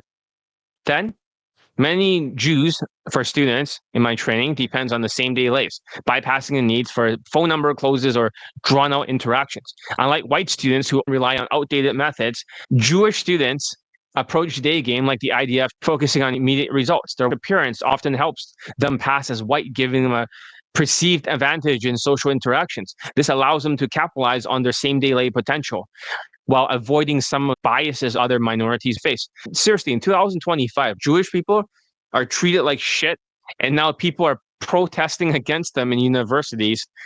What a fucking world we live in. Fucked up. Even the far left hates Jews. Jewish people have the highest IQ, more than Chinese people like myself. They have developed neural pathways, right? They have some kind of genetic flaw that makes them have more neural pathways or stems, right? The Ashkenazi Jews. So even though they are less academically inclined, they still exhibit a sharpness and ability to adapt quickly. For Jewish students with Asperger's, their intelligence often compensates for any social skills deficiency, making them effective learners and practitioners of Daygame. They have a ruthless determination, like an IDF soldier, like I said, and that bypass distractions, ignore unnecessary theories like mystery method or RSD. It makes them highly coachable and adaptable. Jews almost look like they're white, even though I don't think Jews are white, because if they're white, then Hitler and the Holocaust, I'm just saying, would that have happened if they're actually white? They'd look like they're white. Sometimes they have blue eyes, sometimes they don't, but they have curly hair and slightly bigger noses. This perceived whiteness allows them to leverage the social calibrations, compensating for the lack of emotions and moody nature. The Jewish white student, we never knew he was half Jewish. We found out he was adopted and his father was Jewish. So otherwise, we wouldn't have known. Jewish people don't have a wide range of emotions, right? They're just like the Vietnamese Chinese, right? They have alexithymia, but they're very moody. They almost have borderline personality disorder. They focus on negative emotions. They're always gloomy and triggered and under anxiety. This happens after the epigenetics of the Holocaust. The next generations have PTSD-like gloominess. However, this lack of emotional variety works in their favor. Their ability to push through these negative emotions without being overly emotional allows them to stay focused and execute their training. They don't let moodiness or gloominess stop them from taking action. They'll feel it and do it anyways, which is key for their success. They're capable of hard resets. When their ego and self-esteem becomes too imbalanced, they get too many lays for my coaching, like 5 lays in a row, 5 in 5 days, or 2 in 1 day. For example, they'll achieve more lays, their ego will rise, and their self-esteem drops. However, they're capable of recognizing this imbalance and resetting and becoming a student again. Their ability to self-correct ensures that they don't spiral out of control to setbacks or challenges. Jews have a strong adaptability in executions, minimal prior experience, adapt to training quickly. They don't get bogged down by overanalyzing questions or questioning methods, right? Instead, they execute with a newbie mindset, trusting the system of mind and focusing on results. Their ability to adapt and execute makes them effective for Daygame training. They have high lay potential. Jewish students are capable of achieving high lay counts, especially when they focus on same-day lays. The ruthless execution of resilience and intelligence allows them to dominate Daygame and achieve consistent results. For example, a Jewish white student in my program has 20 lays, including many same-day lays, demonstrating the effectiveness of their approach when paired with proper training of mind. Students with highly capable and their resilience have distinctive weaknesses that stems from their unique emotional and psychological makeup. These traits often limits their long-term potential and prevents them from fully capitalizing on their abilities. It means that they cannot reach self-actualization to the very top of their abilities because they'll either quit at some point or they're just like have gloominess and borderline personality. They lack emotional variety, always gloomy and triggered. And call that empathy, that's not empathy. Or they're the most empathetic person they know. Jews, for students, they confuse feelings with emotions. Emotions are like basket robins. There's 20 or 30 flavors of emotions. Feelings are when you're triggered or gloomy. The feelings are immediate reactive responses, like putting your hand on the hot stove or feeling triggered. Jewish students experience negative feelings like depression, gloominess, and being easily triggered, but they lack the broader spectrum of emotions that includes empathy, happiness, and surprise. This detachment makes them appear moody and disconnected despite their capabilities to execute strategies effectively. Their borderline personality disorder and moodiness can hinder their ability to maintain consistent or engage deeply with others or continue their drills. Even after programs like Mental Trauma Cure, Jews, they open up emotionally, and this is the only time they can experience positive emotions, but they're stuck in negative emotional loop. And they often mistaken for empathy is not. They always give up after finding a girlfriend. Once they find a girlfriend, they no longer want to practice to keep up their skills. Jews, for the students, have tendency to quit entirely once they find a significant other. Just like the student with 20 lays, now he's with a Ukrainian, that's 8 out of 10. He's already quit. While they're capable of achieving multiple lays and same-day lays, they settle down prematurely. Once they find someone they perceive to be the one, they stop pursuing their full potential and abandon further training. This behavior highlights their low emotional endurance and tendency to prioritize short-term comfort over long-term growth. The students invest in themselves, which is great. They're not cheap, which is a positive, but they rarely follow through to reach their full potential. They excel in early stages, achieving quick results, but they often plateau or quit entirely once they feel like they achieved enough. This mindset of settling for less limits their ability to truly become a master of Daygame. Despite their capabilities to dominate, they rarely push beyond their comfort zone. Jewish students often camouflage as white due to their appearance, which helps them blend in socially. It gives them a tactical advantage. It also becomes a crutch. They rely on their whitewash appearance to compensate for the lack of emotional depth, which can limit their abilities to develop more advanced social skills. This over-reliance on their perceived whiteness prevents them from fully addressing their weakness or pushing themselves to improve. And they're always constantly traveling and lacking stability in terms of being in one place too long. Jewish students often have a nomadic lifestyle, frequently traveling. This can be seen as adventurous, but also disrupt their ability to maintain consistent training and progress. Their lack of stability leads to inconsistent results and prevents them from fully committing to the long-term growth of self-actualization. Jewish students often operate from a lower self mentality. They focus on immediate gratifications rather than long-term potential. While they are capable of achieving incredible results, probably beyond all the other students, they rarely think beyond their current goals. Their mindsets limits their ability to evolve and reach a higher level of Daygame mastery. So the bottom line for Jews is that they're highly capable individuals, immense potential, but emotional detachment, tendency to quit early, and a lack of long-term commitment often holds them back. Their strengths, like their resilience and ability to camouflage as white, are undermined by weaknesses such as gloominess and lower self mentality. In the short term, their inability to fully embrace emotional growth and long-term training prevents them from being truly unstoppable in Daygame. Their nomadic tendencies of moving around too much, it also makes them inconsistent. Jewish students are a classic example of a double-edged sword. Their strengths can be propelling them to same delays and great heights, but their weaknesses, like their borderline personality, also cuts them down before they can even reach their full potential. So basically, that's what I think about Jewish students. And I'll play 2 testimonials and we'll end it here. Any questions, go ahead and ask it. But let me just grab a testimonial. Let's see here. I have many over here. So I'm going to grab one of the Jewish testimonials and then we'll play the other one. Okay, this guy has a girlfriend. So we'll just play the girlfriend first before he quit the game. And then we'll play the one before then when he got a same day delay. So this guy, let's hear it. Hey, I'm 42. It is now March 22nd. A week ago, I celebrated 1 month with my girlfriend. I want to tell you a little bit about that. I've been working with John for a few months, and a lot of what brought me to this great girlfriend are things I learned with John. I met her at dancing. His tonality is really good. He has one of the better tonalities of my students.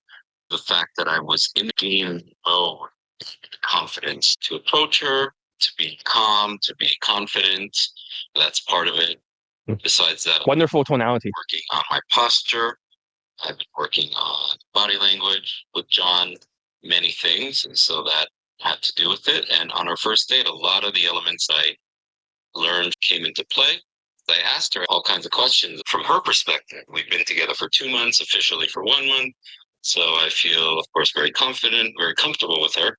And so I asked her all kinds of questions because I always like to learn, and the female perspective is interesting. First, she said how I dressed made a whitewash. I was working with fashion with John, and I dressed that way on our first date. Second, posture, how I sat, how I handled myself.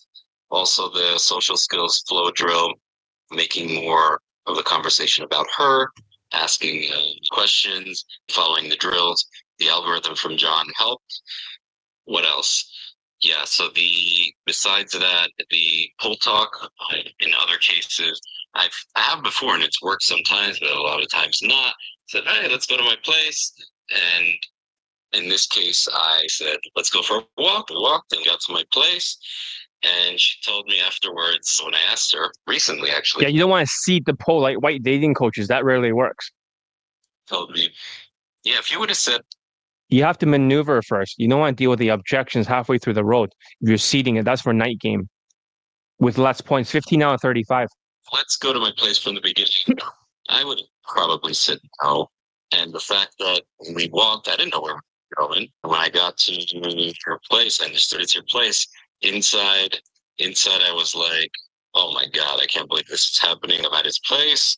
All right, let's go with it. Externally, she seemed pretty chill. Internally, girls have this dialogue. She had that and that. That is something I learned from John. Also, I did a weak-ass attempt at flirting for John. I was like, you gotta flirt. If you don't flirt, you don't fuck. Push and forget about all this stupid self-amusement, cocky, funny clown bullshit. I forced myself to flirt during the date. I believe the energy changed, even though it wasn't so complicated, but it worked because it showed intent. So I'm very good at being pals, friend zone, but it was important to show man to woman. There are many things that accumulated that brought me to being with her. Valuable things I learned from John, so I'm grateful. I recommend. I only have one view for my sales letter today for Elite Bundle 2. What the fuck? You guys like, oh, no money, you guys thumb up my ass. Some students are getting girlfriends, other ones are getting like fucking like 20 lays or something, and now they're with their 8 out of 10 Ukrainian. Come on now, stop being cheap. Working with John, he teaches a variety of little things or big things that accumulate to just making you more attractive and things that work. Working with John was an investment in myself of money, time, going out of my comfort zone. It's also investing emotionally And I think it's totally worth it. I believe in investing in myself. I believe that's how you move forward in life. I encourage you to invest in yourself. What's more important in life than investing in yourself, moving forward, becoming a better gopher? Guys, I met a beautiful woman at dance. I invited her on a date. I came to the date wearing my Daygame uniform. On the date, we went to a restaurant, and at some point, I suggested that we go to my place for a private concert. She said, "That sounds great for a different day or time." And I think in the past, I would have been like, "Oh, okay, I think that's a good idea. We should go to my place. I'm feeling it. Let's go." She's like, "Okay, let's go." So that was cool. And then in the apartment, we danced a little bachata. I played piano and sang for her while she sat on my bed. As I came to kiss her on the bed, I kissed her before on the couch. She posed some resistance. She didn't want to have sex, so I started massaging her. When she asked if I had oil, took off her shirt. The path to sex was pretty straightforward. That's how we ended up with the lay. I've been working really hard at this program, going out, cold approaching my biggest fears. That's why I went for this course. He's quite old. Let's see it. Older man. But who gives a shit? If you train under me, right, it's just get results. Coaching, because a bunch of women through apps and stuff. It's not how I want to meet someone. I want to meet someone in real life. And I had a very big roadblock too. In theory, it's all good. There's plenty of stuff I But when I understood that John is coaching every day, one-on-one, I got this to a friend who recommended sending recording and getting corrected. So, well, this was something that I would want. And I would say, John, he's not easy. He pushes you really hard. And it's a lot of work. It takes a lot of time. It takes a lot of emotional energy. But to me, because I put this on a very high priority for myself. So I'm going to keep doing it. There's still so much more to advance. He did get a second lay and he turned her into a girlfriend. Was it worth it? If you say no, you have to be insane. If you say yes, join me. I want to be a master at this year, but I still do it anyway. And that's the secret. I keep doing it. I do a lot of practices that John gives me. He worked with me on my wardrobe. He works with me on body language, on the speed that I say, on what I say, how I say it. See, Corrects me. The tonality, everything was corrected too. So he was learning elite tonality mastery in 2024. There's a lot going on here to get this to work, but there's still a lot more to go. I look at this as a long-term investment. I would recommend John to anyone who's serious about advancing and who wants to put in the work. I would expect it to be easy and fast, but definitely possible. I really believe that by myself, I had like such a big fear. My cortisol was skyrocketing, and I pushed through it. And I really feel that if I could do it, like push through this fear and do it, then everybody has fear, but I can't imagine people having more fear than me and than I had. I still have, but not as much. So anyway, I would recommend to work with John. I've worked with a different coach. I've never seen a coach that's so dedicated, so wants his students to succeed, is invested like through me. Even at times, like he's the one who initiates. So how's it going? Tough love. What things about you and your current? I get a lot of older students too. That's just one of them. The other student has 20 lays or something, but we don't have time to play all of them. We'll end the video. And tomorrow's the last day of the challenge. Today is the second last day to get the course at $935. So in case you guys did not upgrade, then it's too fucking bad. So it will be on you. It's not my fault, the Jewish student. We'll just go up to the later lays. We don't have time to listen to all of them. We'll just pick like maybe 3 or something quickly. Today's 27. Recording another testimonial for John Lee. Yesterday, See? Now it's the third lay in 3 days, as a matter of fact. Yeah, 3 lays in 3 days. He got 5 lays in 5 days. Every video. Let's go next one. That's 9th lay. Just go through everything. Hold on. Yeah, there's just so many lay testimonials, but we're just going to quickly go through it and then we'll end the video. Join Elite Bundle Resurrections. The thing is that, why will you not join? Oh, but money problem. Maybe that's the biggest objection, is the money problems, how you deal with it. So I'm looking over his lay picks. A lot of his testimonials are down there somewhere. Scrolling down, probably way down. I played it yesterday, but it doesn't mean that everyone was here yesterday. So I got to keep scrolling down for all the lay picks. Oh, here's some testimonials. 10th lay over here. We play his 20th lay and move on. This is a blonde chick, a Ukrainian. He quit the game for her. We'll play this one. I'm recording this testimonial for a thinking lay I had this summer in July. I met a woman in my yoga class, and after class, I approached her. We started a conversation, talked for some time, got her number, and the next day we met again, and I took her back to my place. And she's Eastern European. 8 out of 10. Ukrainian. And that's would have been possible if it hadn't been for John and his coach. And for any skeptics out there, this could be you recording this video, not me. And I want to encourage you to take action, because I know what it feels like to think this is not possible. The reality is you are. And John is going to push you. He's going to help you. He's going to be there for you. You don't even know it's possible for yourself. Just take the step. You don't need to take 10 steps right now. Just take 1 step. John, set up a call. no obligation from you, right? And take the step yourself, like I did, blindly. I'm telling you, you won't one bit. Okay. This testimonial is for John Elite for a late digging. This one's around like 15th lay or something. The class, she was teaching. After the class, we talked. And so, like snack, tea. And I don't know, we made plans to eat all evening. Had dinner. After dinner, I took her back to my place. And that's what happened. So, I recorded a number of these for John, and the message that I gave was the same. I don't know if they're watching these or not, to be honest, but here's how you guys watch these. I have to lay pick everything for the thing. I don't know what would keep you from posting on. I don't know what your intentions are. I don't know what your doubts are. Yeah. Maybe it's a tariff or something. Maybe that's a big objection. We should talk about possibly tomorrow. How do you save money? Train with me. I'm just adapting along the way. I have no idea what day number 5 is. I write all these last minute. Seems from someone else that have that. I again just want to encourage you if you are watching these. The current best Asian student got 15 lays, 5 models, 5 white girls, 2 actresses. And then he got married with an actress. The second best one was probably the 5'4" Filipino with 150 lays. This guy has less lays, but he's done more remarkable things like getting married and procreating. So I would say that. Take this message. Take action. It's the only thing you can do. Just take the first step. This journey about the miles. Get the one step. And right now, that's the only step you have to take. Don't worry about the rest. Number 20, the 20th lay testimonial, 2 lays in 1 day. There's a lot more, but we don't have time for this. Number 20. Yesterday, I was at my guest house hotel, and there was a woman there. She was with 2 men, and she was just leaving on a motorcycle with one of the men. And I approached the 3 of them, and I told him, "Hey, your girlfriend's really beautiful."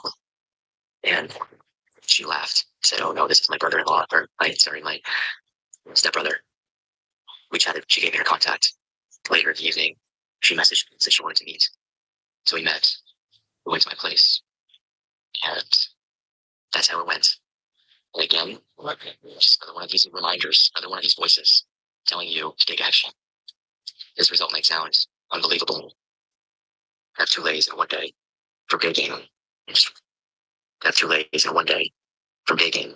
Make sure you got it. Be rangers in the street. It's all possible. I'm telling you, I'm here to tell you. Doing this message to you, it's all possible for you. You need to take action. You need to go to John. It won't always be easy.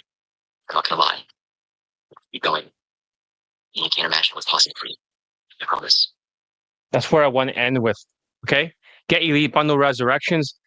So right now it's $935. You can break it down to $313 into 3 pieces. Just put down the first deposit and get started. If you have Elite 30, pay the difference. Elite Bundle 1, pay the difference. If you have Elite Bundle 2, still $200 extra to upgrade. In Mexico, one Asian student had 5 lays in 1 to 6 approaches. His testimonial, he's the 3MP guy from Toronto, got 5 lays in a short time, like 2 weeks, and he got 5 lays. And other people cannot believe it because they lived in Mexico too for so many years, even other Canadians, right, that moved there. But they were so uncoachable, like Latino fuck behavior. Whenever we have a half Latino, that guy was half Latino, he's from Vancouver, and they're always Ecuadorian, half Ecuadorian, half white. It's almost, for some reason, almost always, whenever a Latino is mixed, it's always half Ecuadorian. I don't know why. Maybe there's some kind of history there back in the old days when they mixed or something, but it's always half Ecuadorian. That guy struggled in training. He got kicked out. He didn't even finish the mindset playlist, but that Vietnamese guy goes in there, 5 lays, and 1 to 6 approaches. Look him up, Toronto 3MP. You'll find him in the testimonials. The guy looks like he has some kind of glasses. That guy, and it says something about Mexico or another lay or something. You'll find a Mexican flag somewhere, and that will answer your question. So definitely it is possible and is super easy for my students. Even if he could not speak Spanish or Espanol, he still use a Google translator, but his body language is what communicated most of that stuff, right? She didn't have to have perfect thing, like perfect body language, just enough texting. Nonverbal communication is more powerful than game because no amount of game verbals is going to get you laid a lot in Mexico. The body language, arrow science, maneuver, sexualized objections, looping will get you there. So anyways, this is the end of today. I'm going to cut the video for later and post it at 9 p.m. or 9 a.m. And then later on, I'm going to be back for the last day. And I think a lot of people are just curious, how the fuck you're going to afford $935? I'm going to give you some tips. I don't know what day number 5 is.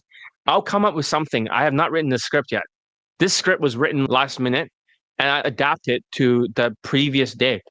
I hope that answers your question. With my system, anything is possible. Marriage, procreation, many lays, 1 to 6 approaches, fuck buddies, 5-some, 4-some, 3-some, 4 girlfriends, couple of threesomes. Everything is possible. That even tall self-proclaimed white coaches, and they brag how smart they are with their stupid Tinder shit, can never figure out what my students can do. Because I'm the best. I have most pickup lay testimonials, pickup, like actually approaching in the whole world, more than the other night game coaches, even though that is still pickup, but I'm more than they do for day game, more than a night game. Scrape together whatever money you can, put down the first deposit, open up Elite 30 and go through it. I'll train you for Elite access afterwards. You pay more. Don't cheap out, because the longer you wait, the more cortisol you get. If you wait until next year or the year afterwards and you quit or you don't do it, you have 2 years worth of cortisol and you won't be able to do it. That's the truth. On a good note. See you guys tomorrow, 4 p.m. Pacific time. If I'm on Filipino time, then maybe 4:30. So if nobody shows up, I'll just end it and then I just keep repeating it until people shows up. So yeah, there's 3 people here. Any final questions? If not, see you tomorrow.